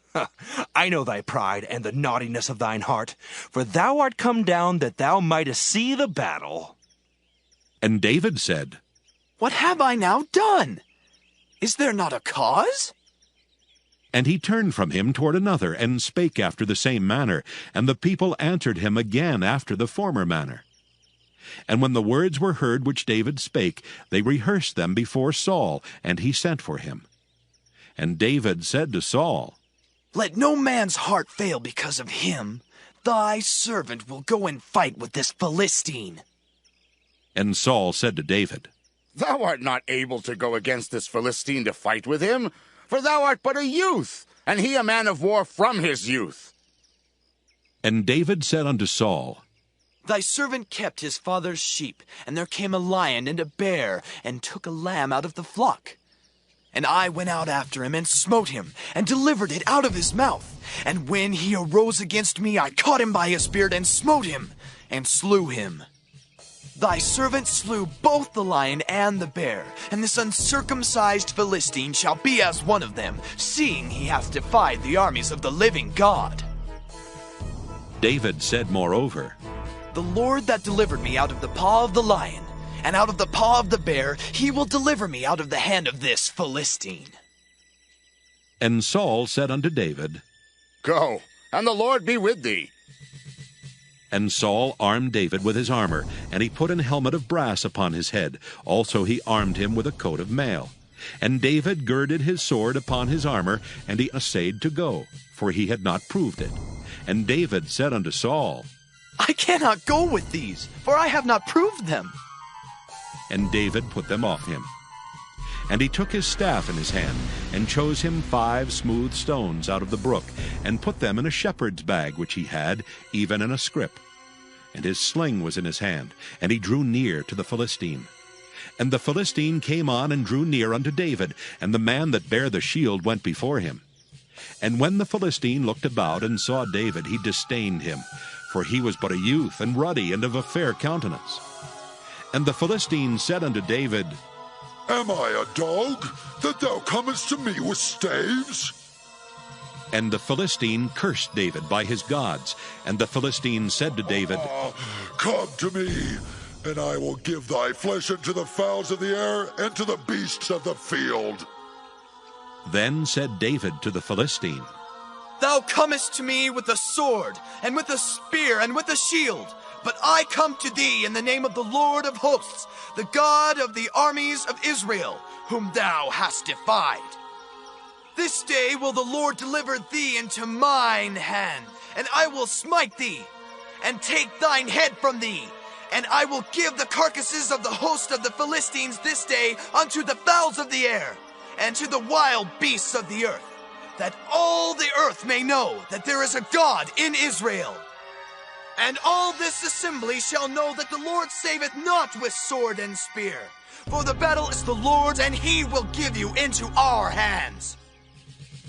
And it came to pass, when the Philistine arose and came and drew nigh to meet David, that David hasted and ran toward the army to meet the Philistine. And David put his hand in his bag, and took thence a stone, and slang it, and smote the Philistine in his forehead, that the stone sunk into his forehead, and he fell upon his face to the earth. So David prevailed over the Philistine with a sling and with a stone, and smote the Philistine, and slew him. But there was no sword in the hand of David. Therefore David ran, and stood upon the Philistine, and took his sword, and drew it out of the sheath thereof, and slew him, and cut off his head therewith. And when the Philistines saw their champion was dead, they fled. And the men of Israel and of Judah arose and shouted, and pursued the Philistines, until thou come to the valley, and to the gates of Ekron. And the wounded of the Philistines fell down by the way to Shaaraim, even unto Gath, and unto Ekron. And the children of Israel returned from chasing after the Philistines, and they spoiled their tents. And David took the head of the Philistine, and brought it to Jerusalem, but he put his armor in his tent. And when Saul saw David go forth against the Philistine, he said unto Abner, the captain of the host, Abner, whose son is this youth? And Abner said, As thy soul liveth, O king, I cannot tell. And the king said, Inquire thou whose son the stripling is. And as David returned from the slaughter of the Philistine, Abner took him and brought him before Saul with the head of the Philistine in his hand. And Saul said to him, Whose son art thou, thou young man? And David answered, I am the son of thy servant Jesse, the Bethlehemite. 1 Samuel, chapter 18. And it came to pass, when he had made an end of speaking unto Saul, that the soul of Jonathan was knit with the soul of David, and Jonathan loved him as his own soul. And Saul took him that day, and would let him go no more home to his father's house. Then Jonathan and David made a covenant, because he loved him as his own soul. And Jonathan stripped himself of the robe that was upon him, and gave it to David, and his garments, even to his sword, and to his bow, and to his girdle. And David went out whithersoever Saul sent him, and behaved himself wisely. And Saul set him over the men of war, and he was accepted in the sight of all the people, and also in the sight of Saul's servants. And it came to pass, as they came when David was returned from the slaughter of the Philistine, that the women came out of all cities of Israel, singing and dancing to meet King Saul, with tabrets, with joy, and with instruments of music. And the women answered one another as they played, and said, Saul has killed his thousands, and David his 10,000s. And Saul was very wroth, and the saying displeased him. And he said, They have ascribed unto David 10,000s, and to me they have ascribed but thousands. And what can he have more but the kingdom? And Saul eyed David from that day and forward. And it came to pass on the morrow that the evil spirit from God came upon Saul, and he prophesied in the midst of the house. And David played with his hand as at other times, and there was a javelin in Saul's hand. And Saul cast the javelin, for he said, I will smite David even to the wall with it. And David avoided out of his presence twice. And Saul was afraid of David, because the Lord was with him, and was departed from Saul. Therefore Saul removed him from him, and made him his captain over 1,000, and he went out and came in before the people. And David behaved himself wisely in all his ways, and the Lord was with him.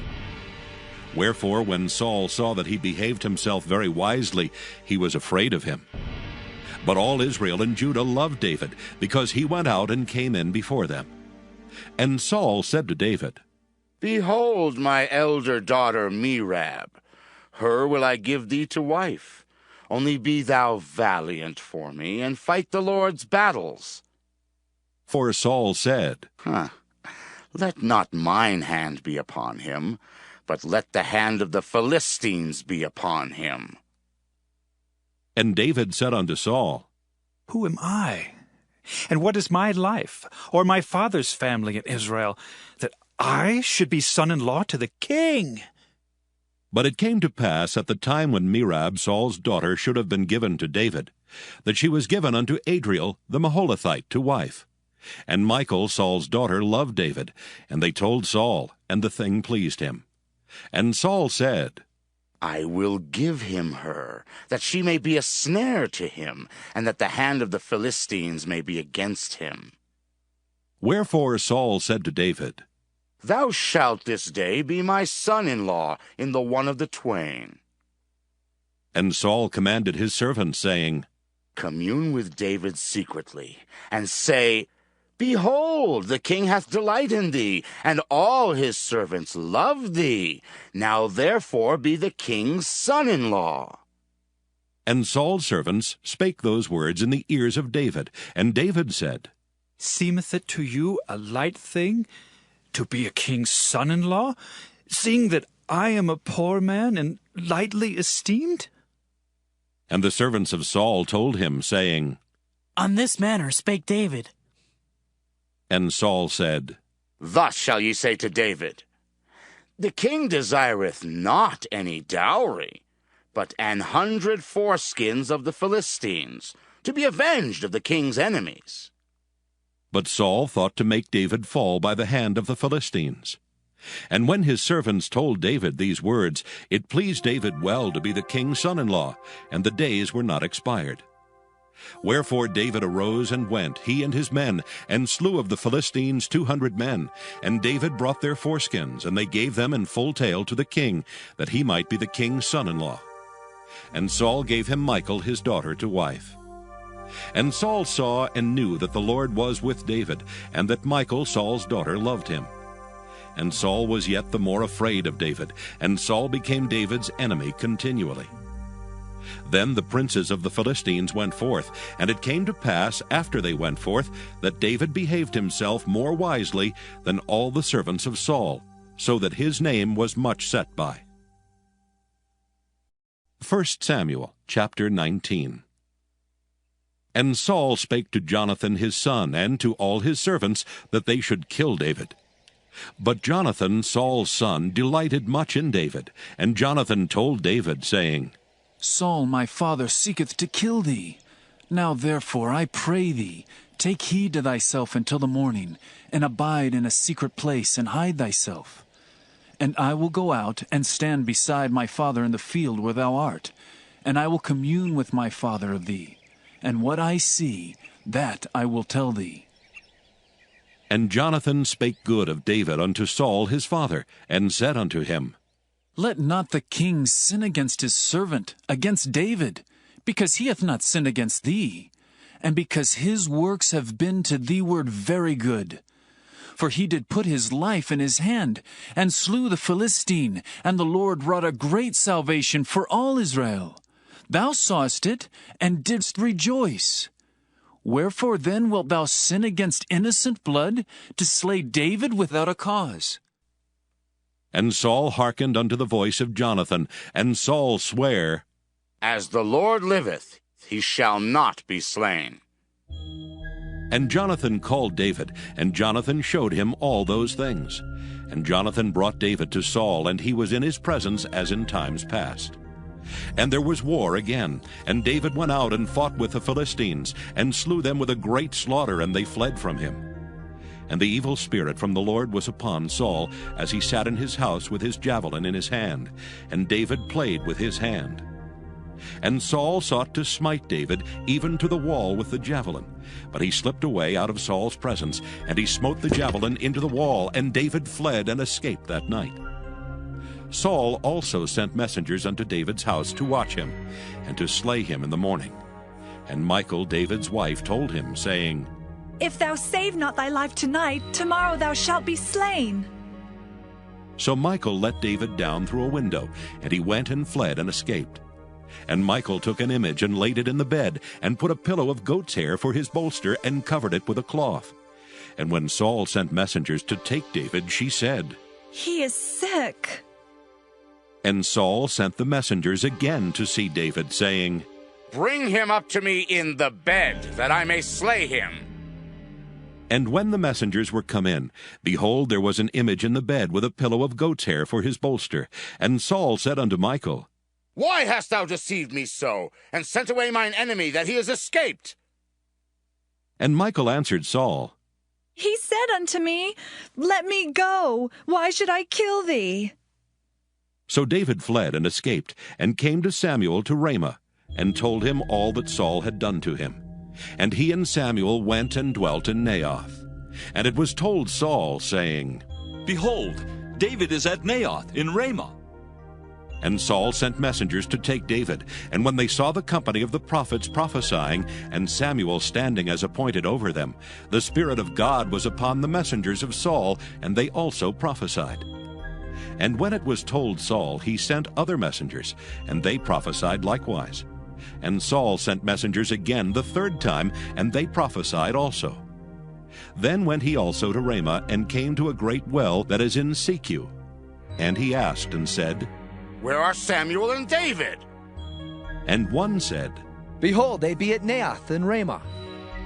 And he went thither to Naioth and Ramah, and the Spirit of God was upon him also, and he went on and prophesied until he came to Naioth and Ramah. And he stripped off his clothes also, and prophesied before Samuel in like manner, and lay down naked all that day and all that night. Wherefore they say, Is Saul also among the prophets?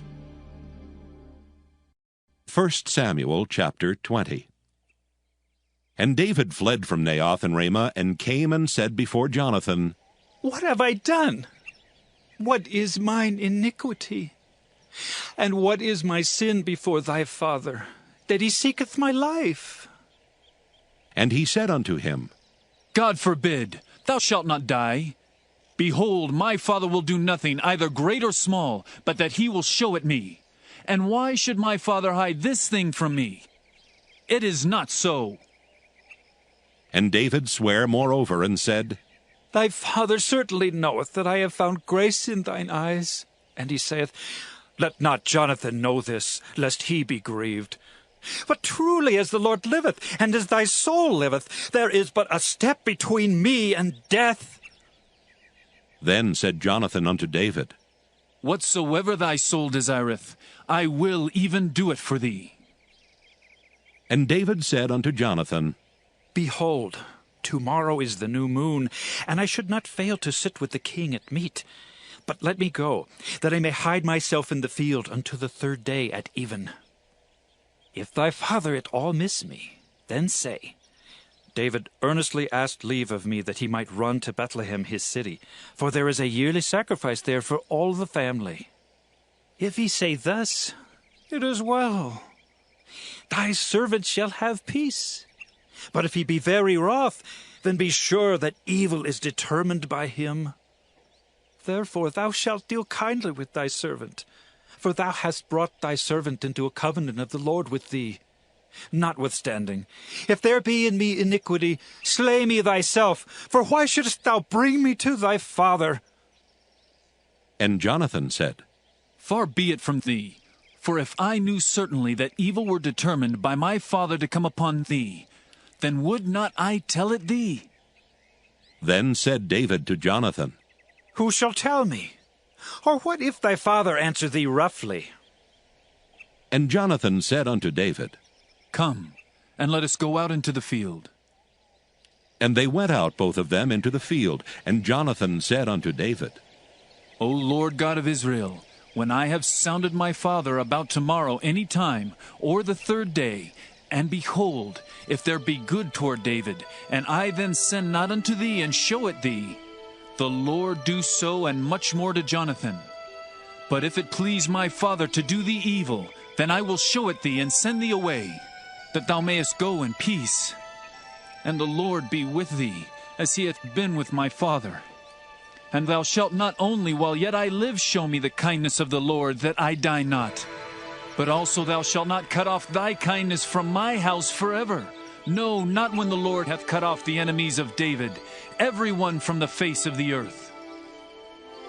So Jonathan made a covenant with the house of David, saying, Let the Lord even require it at the hand of David's enemies.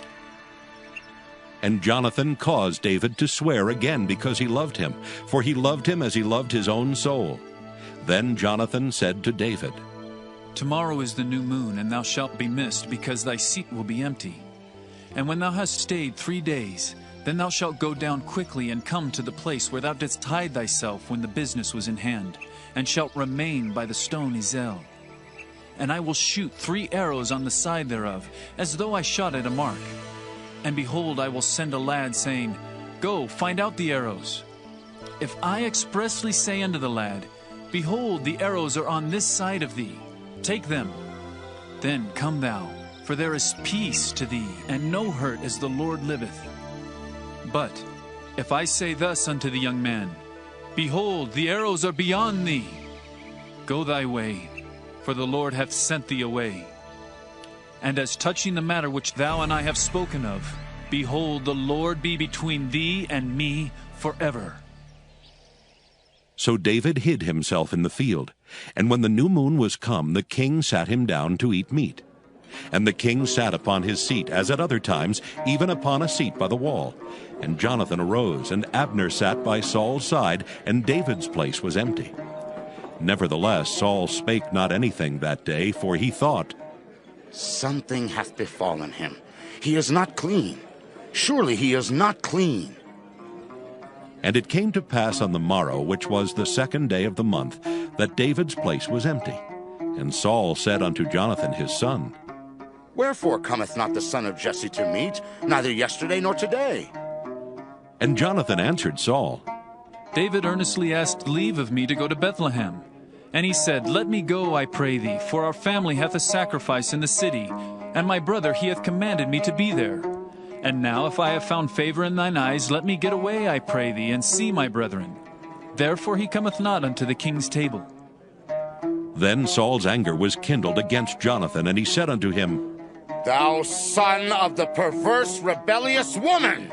Do not I know that thou hast chosen the son of Jesse to thine own confusion, and unto the confusion of thy mother's nakedness?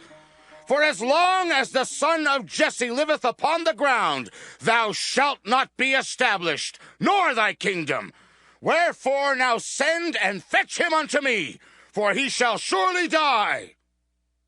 And Jonathan answered Saul his father, and said unto him, Wherefore shall he be slain? What hath he done? And Saul cast a javelin at him to smite him, whereby Jonathan knew that it was determined of his father to slay David. So Jonathan arose from the table in fierce anger, and did eat no meat the 2nd day of the month. For he was grieved for David, because his father had done him shame. And it came to pass in the morning that Jonathan went out into the field at the time appointed with David, and a little lad with him. And he said unto his lad, Run! Find out now the arrows which I shoot. And as the lad ran, he shot an arrow beyond him. And when the lad was come to the place of the arrow which Jonathan had shot, Jonathan cried after the lad, and said, Is not the arrow beyond thee? And Jonathan cried after the lad, Make speed, haste, stay not. And Jonathan's lad gathered up the arrows and came to his master. But the lad knew not anything, only Jonathan and David knew the matter. And Jonathan gave his artillery unto his lad, and said unto him, Go, carry them to the city. And as soon as the lad was gone, David arose out of a place toward the south, and fell on his face to the ground, and bowed himself 3 times. And they kissed one another, and wept one with another, until David exceeded. And Jonathan said to David, Go in peace, for as much as we have sworn, both of us, in the name of the Lord, saying, The Lord be between me and thee, and between my seed and thy seed forever. And he arose and departed. And Jonathan went into the city. 1 Samuel chapter 21. Then came David to Nob to Ahimelech the priest. And Ahimelech was afraid at the meeting of David, and said unto him, Why art thou alone, and no men with thee? And David said unto Ahimelech the priest, The king hath commanded me a business, and hath said unto me, Let no man know anything of the business whereabout I send thee, and what I have commanded thee, and I have appointed my servants to such and such a place. Now therefore, what is under thine hand? Give me 5 loaves of bread in mine hand, or what there is present.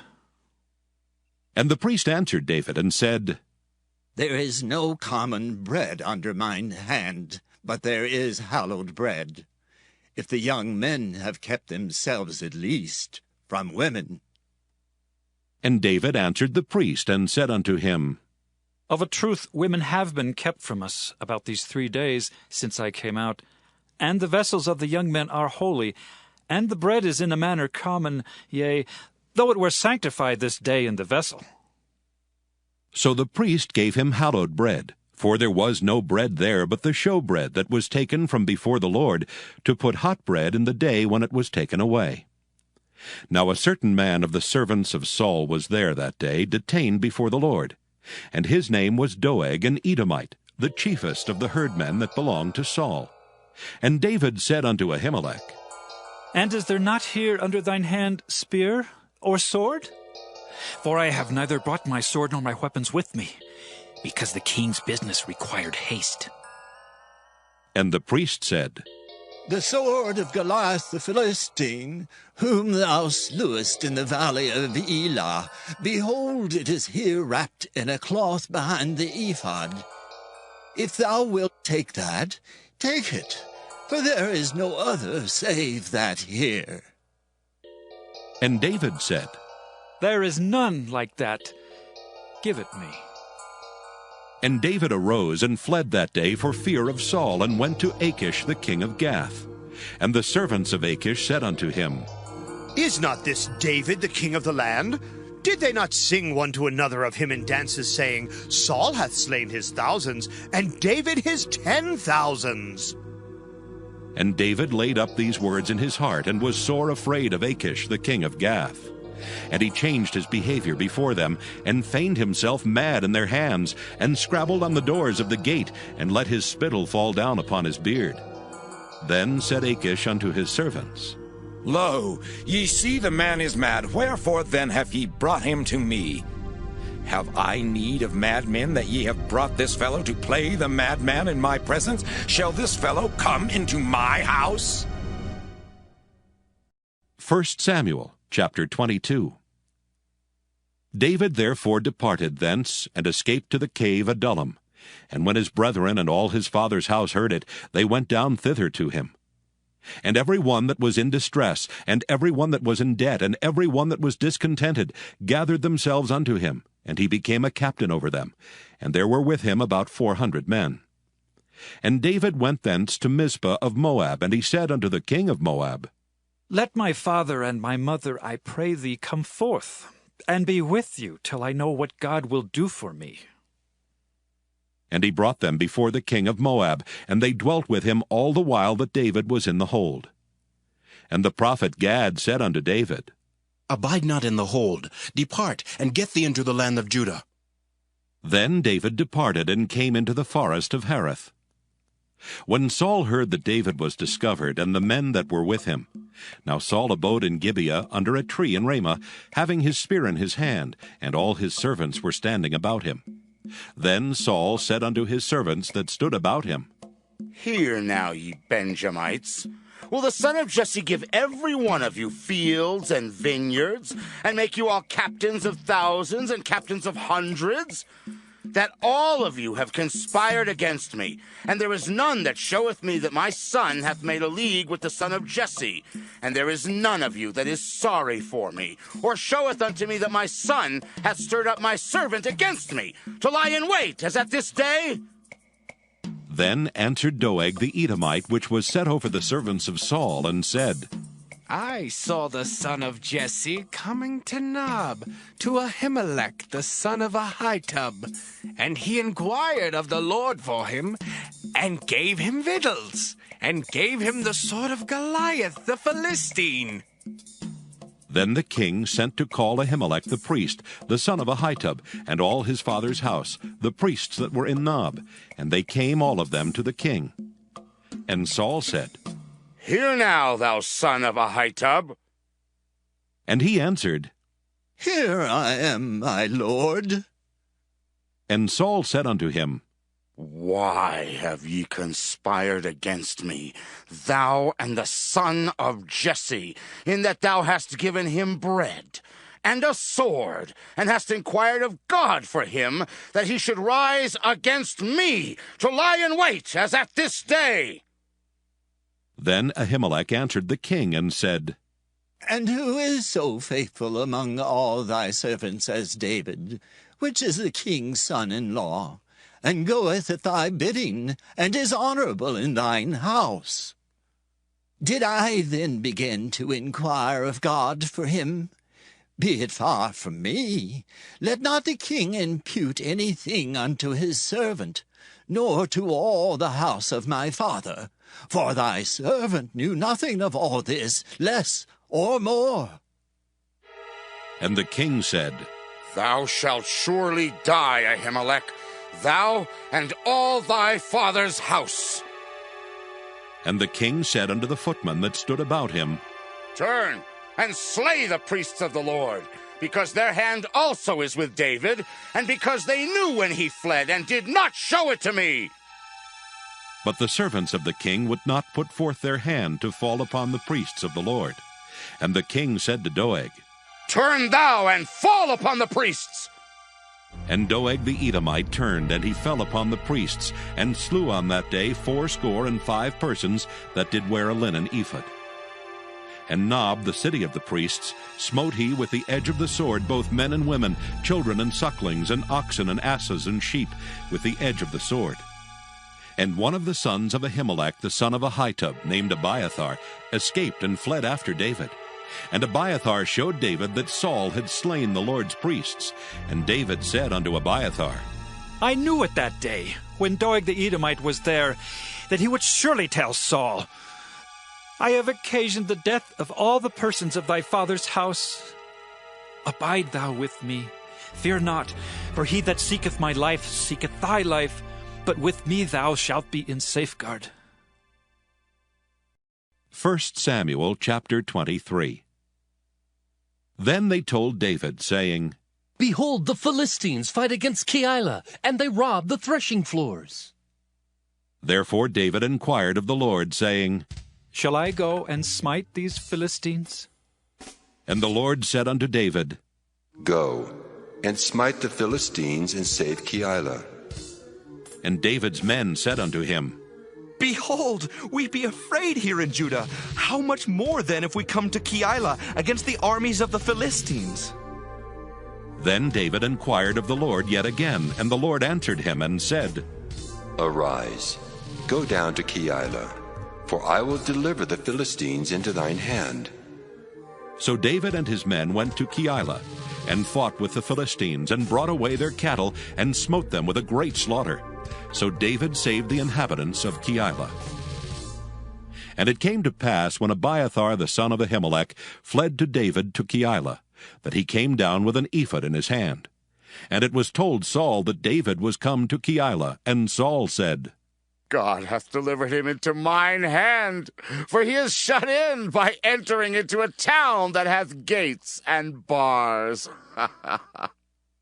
And Saul called all the people together to war, to go down to Keilah to besiege David and his men. And David knew that Saul secretly practiced mischief against him. And he said to Abiathar the priest, Bring hither the ephod. Then said David, O Lord God of Israel, thy servant hath certainly heard that Saul seeketh to come to Keilah to destroy the city for my sake. Will the men of Keilah deliver me up into his hand? Will Saul come down as thy servant hath heard? O Lord God of Israel, I beseech thee, tell thy servant. And the Lord said, He will come down. Then said David, Will the men of Keilah deliver me and my men into the hand of Saul? And the Lord said, They will deliver thee up.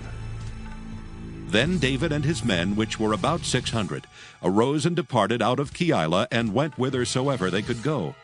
And it was told Saul that David was escaped from Keilah, and he forbare to go forth. And David abode in the wilderness in strongholds, and remained in a mountain in the wilderness of Ziph. And Saul sought him every day, but God delivered him not into his hand. And David saw that Saul was come out to seek his life, and David was in the wilderness of Ziph in a wood. And Jonathan, Saul's son, arose, and went to David into the wood, and strengthened his hand in God. And he said unto him, Fear not, for the hand of Saul my father shall not find thee, and thou shalt be king over Israel, and I shall be next unto thee, and that also Saul my father knoweth. And they two made a covenant before the Lord. And David abode in the wood, and Jonathan went to his house. Then came up the Ziphites to Saul to Gibeah, saying, Doth not David hide himself with us in strongholds in the wood, in the hill of Hakeilah, which is on the south of Jeshimon? Now therefore, O king, come down according to all the desire of thy soul to come down, and our part shall be to deliver him into the king's hand. And Saul said, Blessed be ye of the Lord, for ye have compassion on me.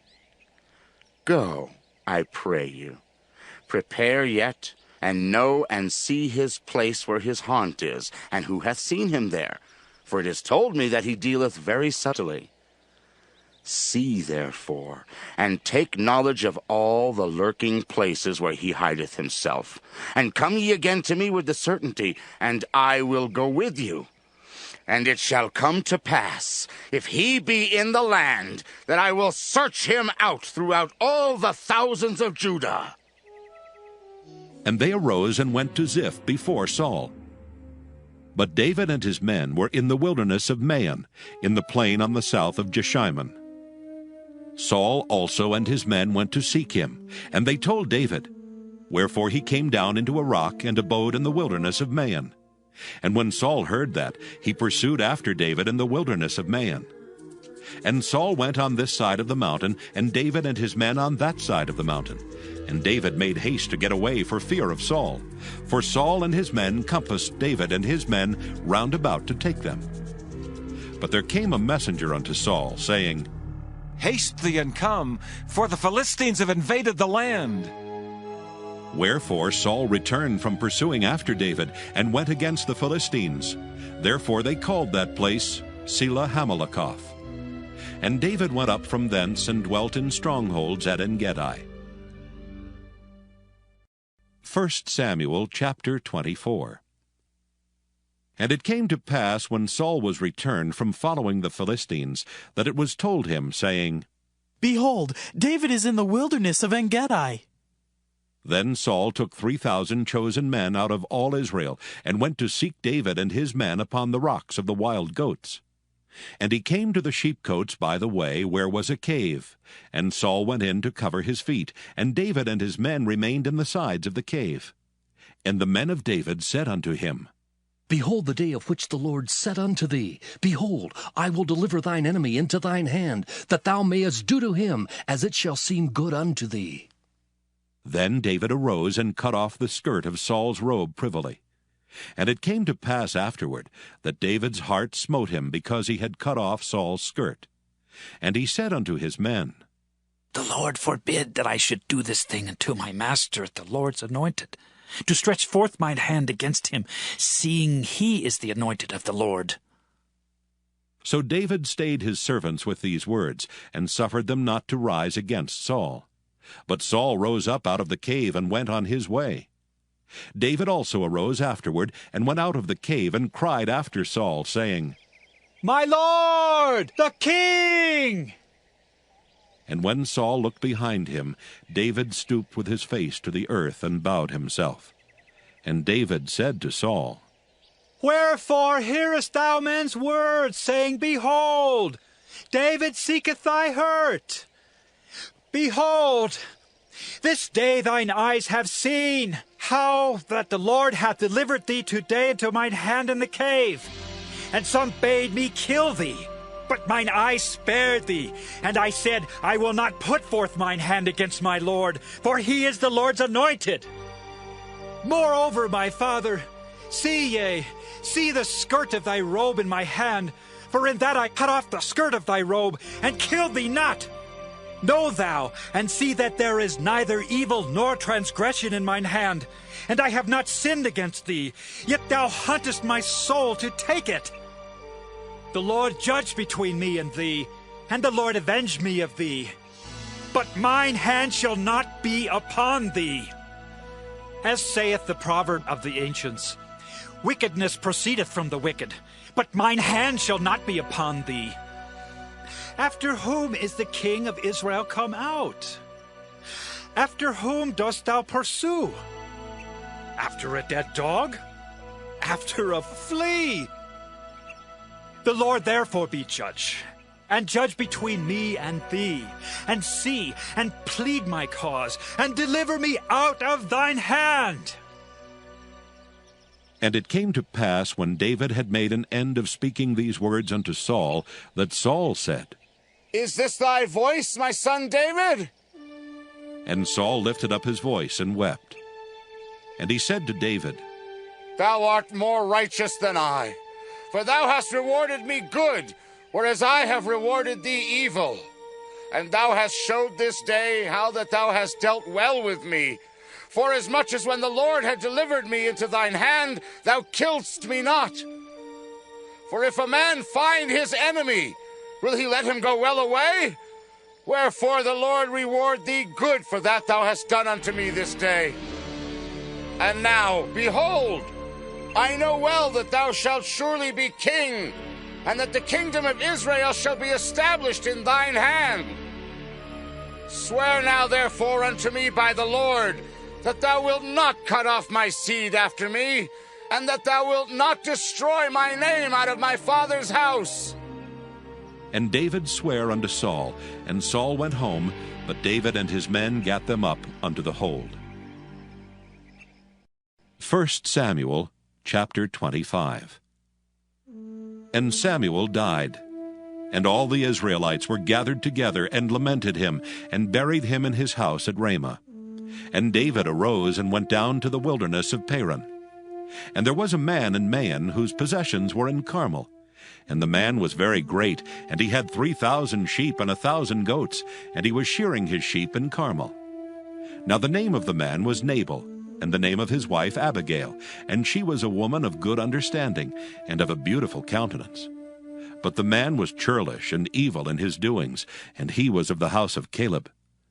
And David heard in the wilderness that Nabal did shear his sheep. And David sent out 10 young men, and David said unto the young men, Get you up to Carmel, and go to Nabal, and greet him in my name.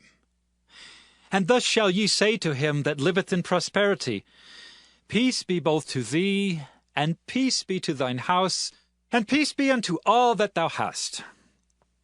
And now I have heard that thou hast shearers. Now thy shepherds which were with us, we hurt them not, neither was there aught missing unto them, all the while they were in Carmel. Ask thy young men, and they will show thee. Wherefore let the young men find favor in thine eyes, for we come in a good day. Give, I pray thee, whatsoever cometh to thine hand unto thy servants, and to thy son David. And when David's young men came, they spake to Nabal according to all those words in the name of David, and ceased. And Nabal answered David's servants, and said, Who is David, and who is the son of Jesse?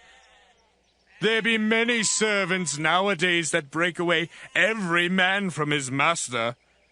Shall I then take my bread, and my water, and my flesh, that I have killed for my shearers, and give it unto men whom I know not whence they be?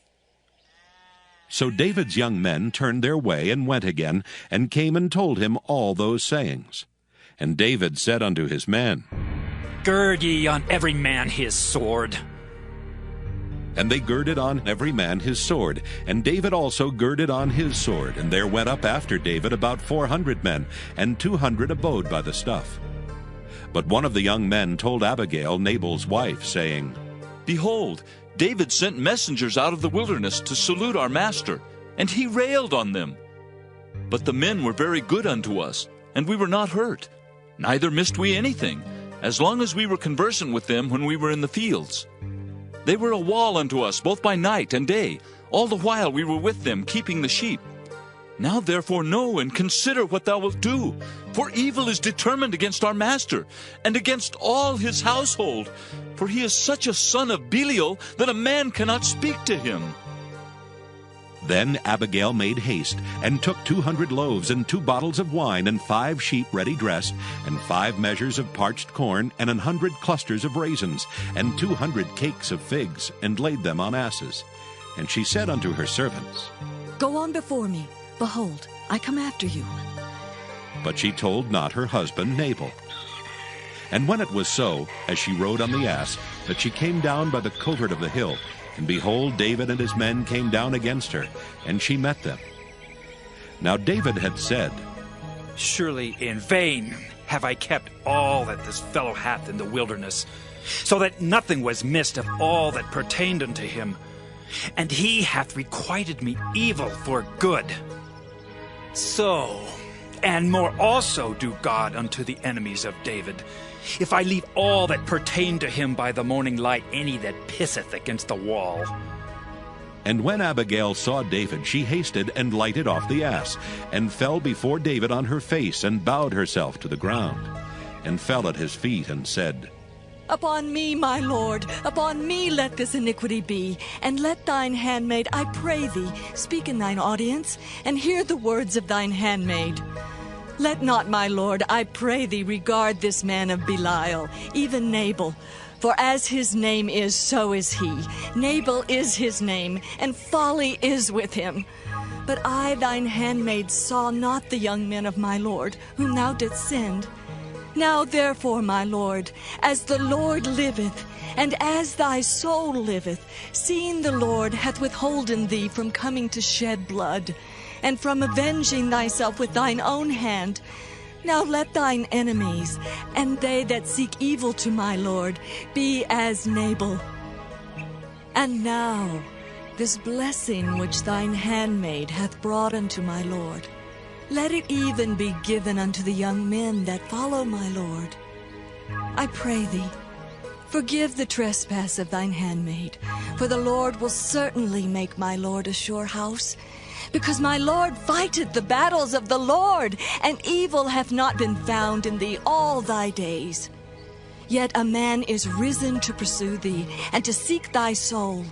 But the soul of my Lord shall be bound in the bundle of life with the Lord thy God, and the souls of thine enemies. Them shall he sling out, as out of the middle of a sling. And it shall come to pass, when the Lord shall have done to my Lord according to all the good that he hath spoken concerning thee, and shall have appointed thee ruler over Israel, that this shall be no grief unto thee, nor offense of heart unto my Lord, either that thou hast shed blood causeless, or that my Lord hath avenged himself. But when the Lord shall have dealt well with my Lord, then remember thine handmaid. And David said to Abigail, Blessed be the Lord God of Israel, which sent thee this day to meet me. And blessed be thy advice, and blessed be thou, which hast kept me this day from coming to shed blood, and from avenging myself with mine own hand. For in very deed, as the Lord God of Israel liveth, which hath kept me back from hurting thee, except thou hast hasted and come to meet me, surely there had not been left unto Nabal by the morning light any that pisseth against the wall. So David received of her hand that which she had brought him, and said unto her, Go up in peace to thine house. See, I have hearkened to thy voice, and have accepted thy person. And Abigail came to Nabal, and behold, he held a feast in his house, like the feast of a king. And Nabal's heart was merry within him, for he was very drunken. Wherefore she told him nothing less or more until the morning light. But it came to pass in the morning, when the wine was gone out of Nabal, and his wife had told him these things, that his heart died within him, and he became as a stone. And it came to pass about 10 days after, that the Lord smote Nabal, that he died. And when David heard that Nabal was dead, he said, Blessed be the Lord, that hath pleaded the cause of my reproach from the hand of Nabal, and hath kept his servant from evil. For the Lord hath returned the wickedness of Nabal upon his own head. And David sent and communed with Abigail to take her to him to wife. And when the servants of David were come to Abigail to Carmel, they spake unto her, saying, David sent us unto thee, to take thee to him to wife. And she arose and bowed herself on her face to the earth, and said, Behold, let thine handmaid be a servant to wash the feet of the servants of my Lord. And Abigail hasted and arose and rode upon an ass with 5 damsels of hers that went after her. And she went after the messengers of David and became his wife. David also took Ahinoam of Jezreel, and they were also both of them his wives. But Saul had given Michal his daughter, David's wife, to Phalti the son of Laish, which was of Gallim. 1 Samuel, chapter 26. And the Ziphites came unto Saul to Gibeah, saying, Doth not David hide himself in the hill of Hachilah, which is before Jeshimon? Then Saul arose and went down to the wilderness of Ziph, having 3,000 chosen men of Israel with him, to seek David in the wilderness of Ziph.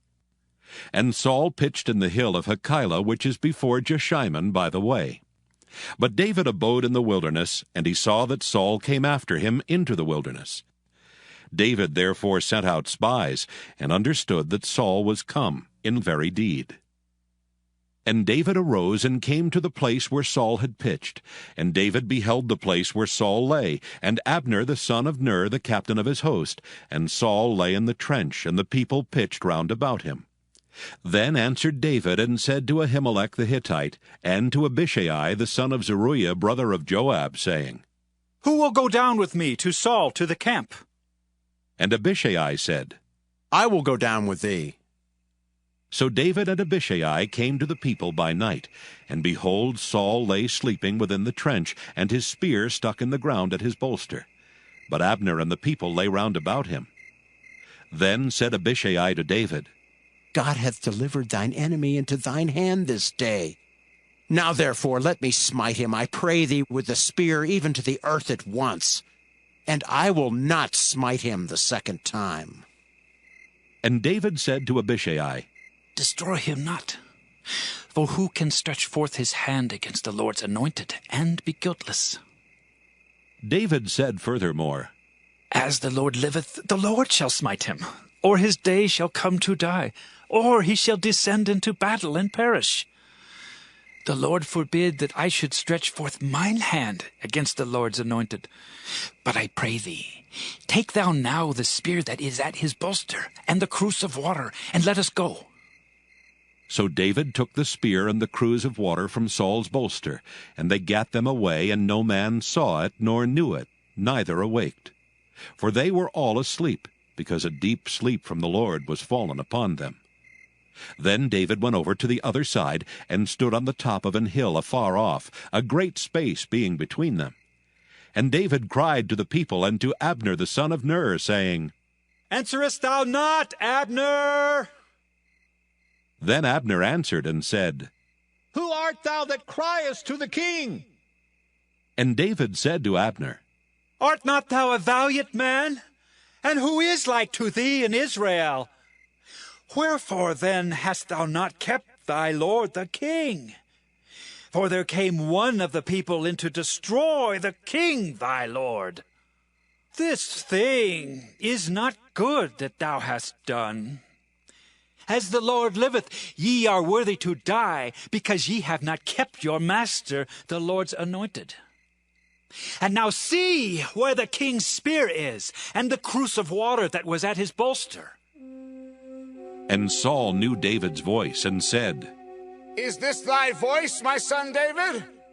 And David said, It is my voice, my lord, O king. And he said, Wherefore doth my lord thus pursue after his servant? For what have I done? Or what evil is in mine hand? Now therefore I pray thee, let my lord the king hear the words of his servant. If the Lord have stirred thee up against me, let him accept an offering.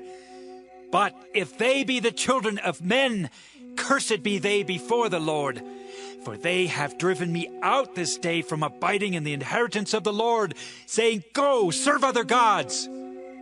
Now therefore let not my blood fall to the earth before the face of the Lord, for the king of Israel is come out to seek a flea, as when one doth hunt a partridge in the mountains. Then said Saul, I have sinned. Return, my son David, for I will no more do thee harm, because my soul was precious in thine eyes this day. Behold, I have played the fool, and have erred exceedingly. And David answered and said, Behold the king's spear, and let one of the young men come over and fetch it. The Lord render to every man his righteousness and his faithfulness, for the Lord delivered thee into my hand today. But I would not stretch forth mine hand against the Lord's anointed. And behold, as thy life was much set by this day in mine eyes, so let my life be much set by in the eyes of the Lord, and let him deliver me out of all tribulation. Then Saul said to David, Blessed be thou, my son David. Thou shalt both do great things, and also shalt still prevail. So David went on his way, and Saul returned to his place. 1 Samuel chapter 27. And David said in his heart, I shall now perish one day by the hand of Saul. There is nothing better for me than that I should speedily escape into the land of the Philistines. And Saul shall despair of me, to seek me any more in any coast of Israel. So shall I escape out of his hand. And David arose, and he passed over with 600 men that were with him unto Achish, the son of Maoch, king of Gath. And David dwelt with Achish at Gath, he and his men, every man with his household, even David with his 2 wives, Ahinoam the Jezreelitess, and Abigail the Carmelitess, Nabal's wife. And it was told Saul that David was fled to Gath, and he sought no more again for him. And David said unto Achish, If I have now found grace in thine eyes, let them give me a place in some town in the country, that I may dwell there. For why should thy servant dwell in the royal city with thee? Then Achish gave him Ziklag that day. Wherefore Ziklag pertaineth unto the kings of Judah unto this day. And the time that David dwelt in the country of the Philistines was a full year and 4 months. And David and his men went up and invaded the Geshurites and the Gezrites and the Amalekites, for those nations were of old the inhabitants of the land, as thou goest to Shur, even unto the land of Egypt. And David smote the land, and left neither man nor woman alive, and took away the sheep and the oxen and the asses and the camels and the apparel, and returned and came to Achish. And Achish said, Whither have ye made a road today? And David said, Against the south of Judah, and against the south of the Jerahmeelites, and against the south of the Kenites. And David saved neither man nor woman alive to bring tidings to Gath, saying, Lest they should tell on us, saying, So did David, and so will be his manner all the while he dwelleth in the country of the Philistines.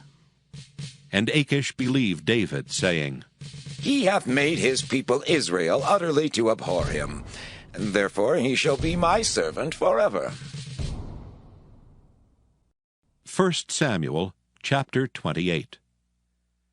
And it came to pass in those days that the Philistines gathered their armies together for warfare, to fight with Israel. And Achish said unto David, Know thou assuredly that thou shalt go out with me to battle, thou and thy men.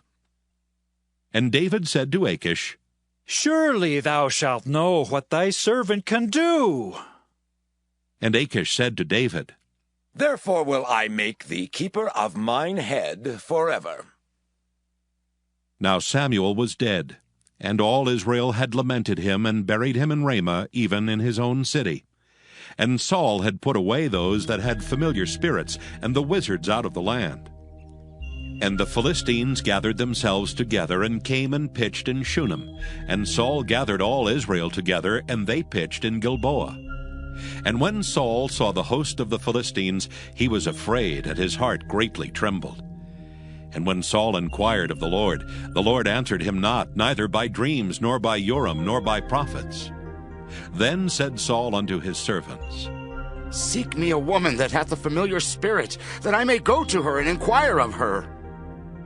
And his servants said to him, Behold, there is a woman that hath a familiar spirit at Endor.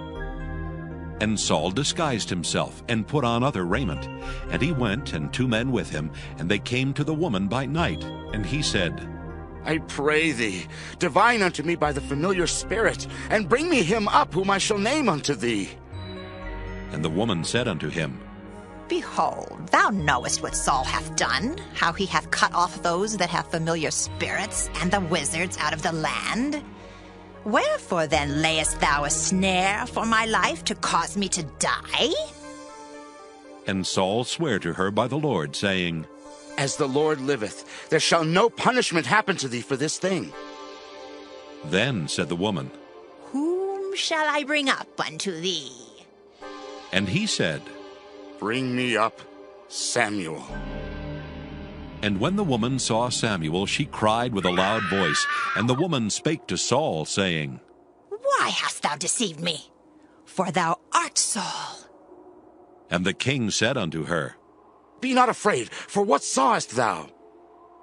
And the woman said unto Saul, I saw gods ascending out of the earth.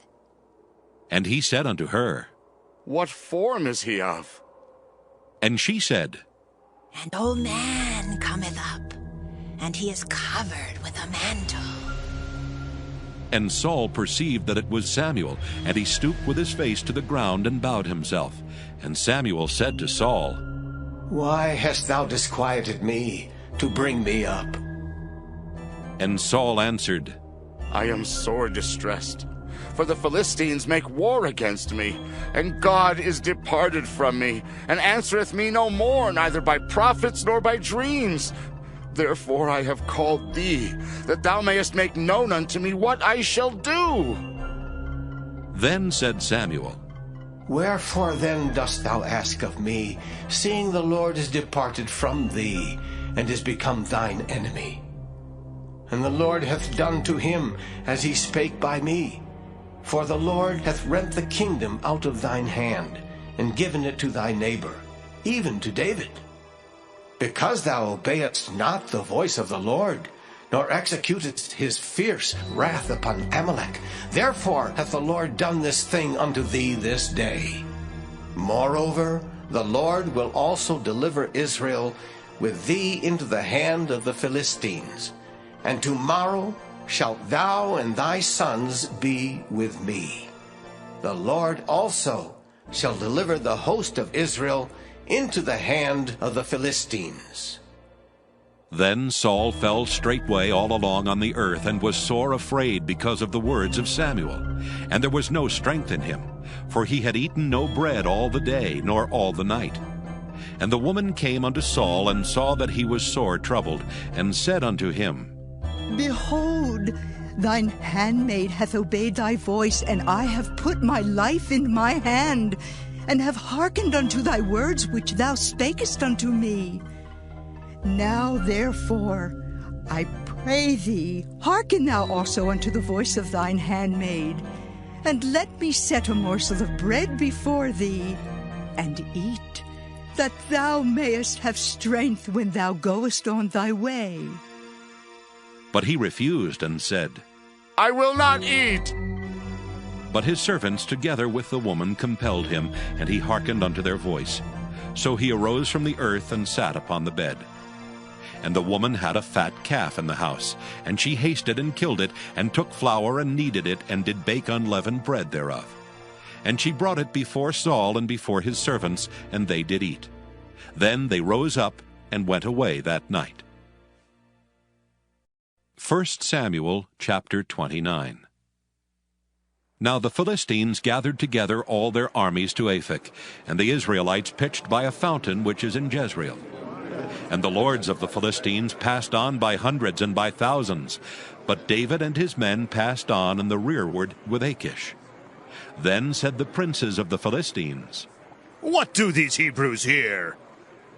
And Achish said unto the princes of the Philistines, Is not this David the servant of Saul, the king of Israel, which hath been with me these days or these years?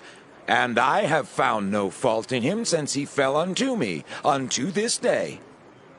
And the princes of the Philistines were wroth with him. And the princes of the Philistines said unto him, Make this fellow return, that he may go again to his place which thou hast appointed him, and let him not go down with us to battle, lest in the battle he be an adversary to us. For wherewith should he reconcile himself unto his master? Should it not be with the heads of these men? Is not this David, of whom they sang one to another in dances, saying, Saul slew his thousands, and David his 10,000s? Then Achish called David, and said unto him, Surely as the Lord liveth, thou hast been upright, and thy going out and thy coming in with me in the host is good in my sight. For I have not found evil in thee since the day of thy coming unto me unto this day. Nevertheless, the Lord's favor thee not. Wherefore now return, and go in peace, that thou displease not the lords of the Philistines. And David said unto Achish, But what have I done? And what hast thou found in thy servant, so long as I have been with thee unto this day, that I may not go fight against the enemies of my lord the king? And Achish answered and said to David, I know that thou art good in my sight as an angel of God. Notwithstanding, the princes of the Philistines have said, He shall not go up with us to the battle. Wherefore now rise up early in the morning with thy master's servants that are come with thee, and as soon as ye be up early in the morning and have light, depart. So David and his men rose up early to depart in the morning, to return into the land of the Philistines. And the Philistines went up to Jezreel. 1 Samuel chapter 30. And it came to pass, when David and his men were come to Ziklag on the third day, that the Amalekites had invaded the south and Ziklag, and smitten Ziklag, and burned it with fire, and had taken the women captives that were therein. They slew not any, either great or small, but carried them away and went on their way. So David and his men came to the city, and behold, it was burned with fire, and their wives and their sons and their daughters were taken captives.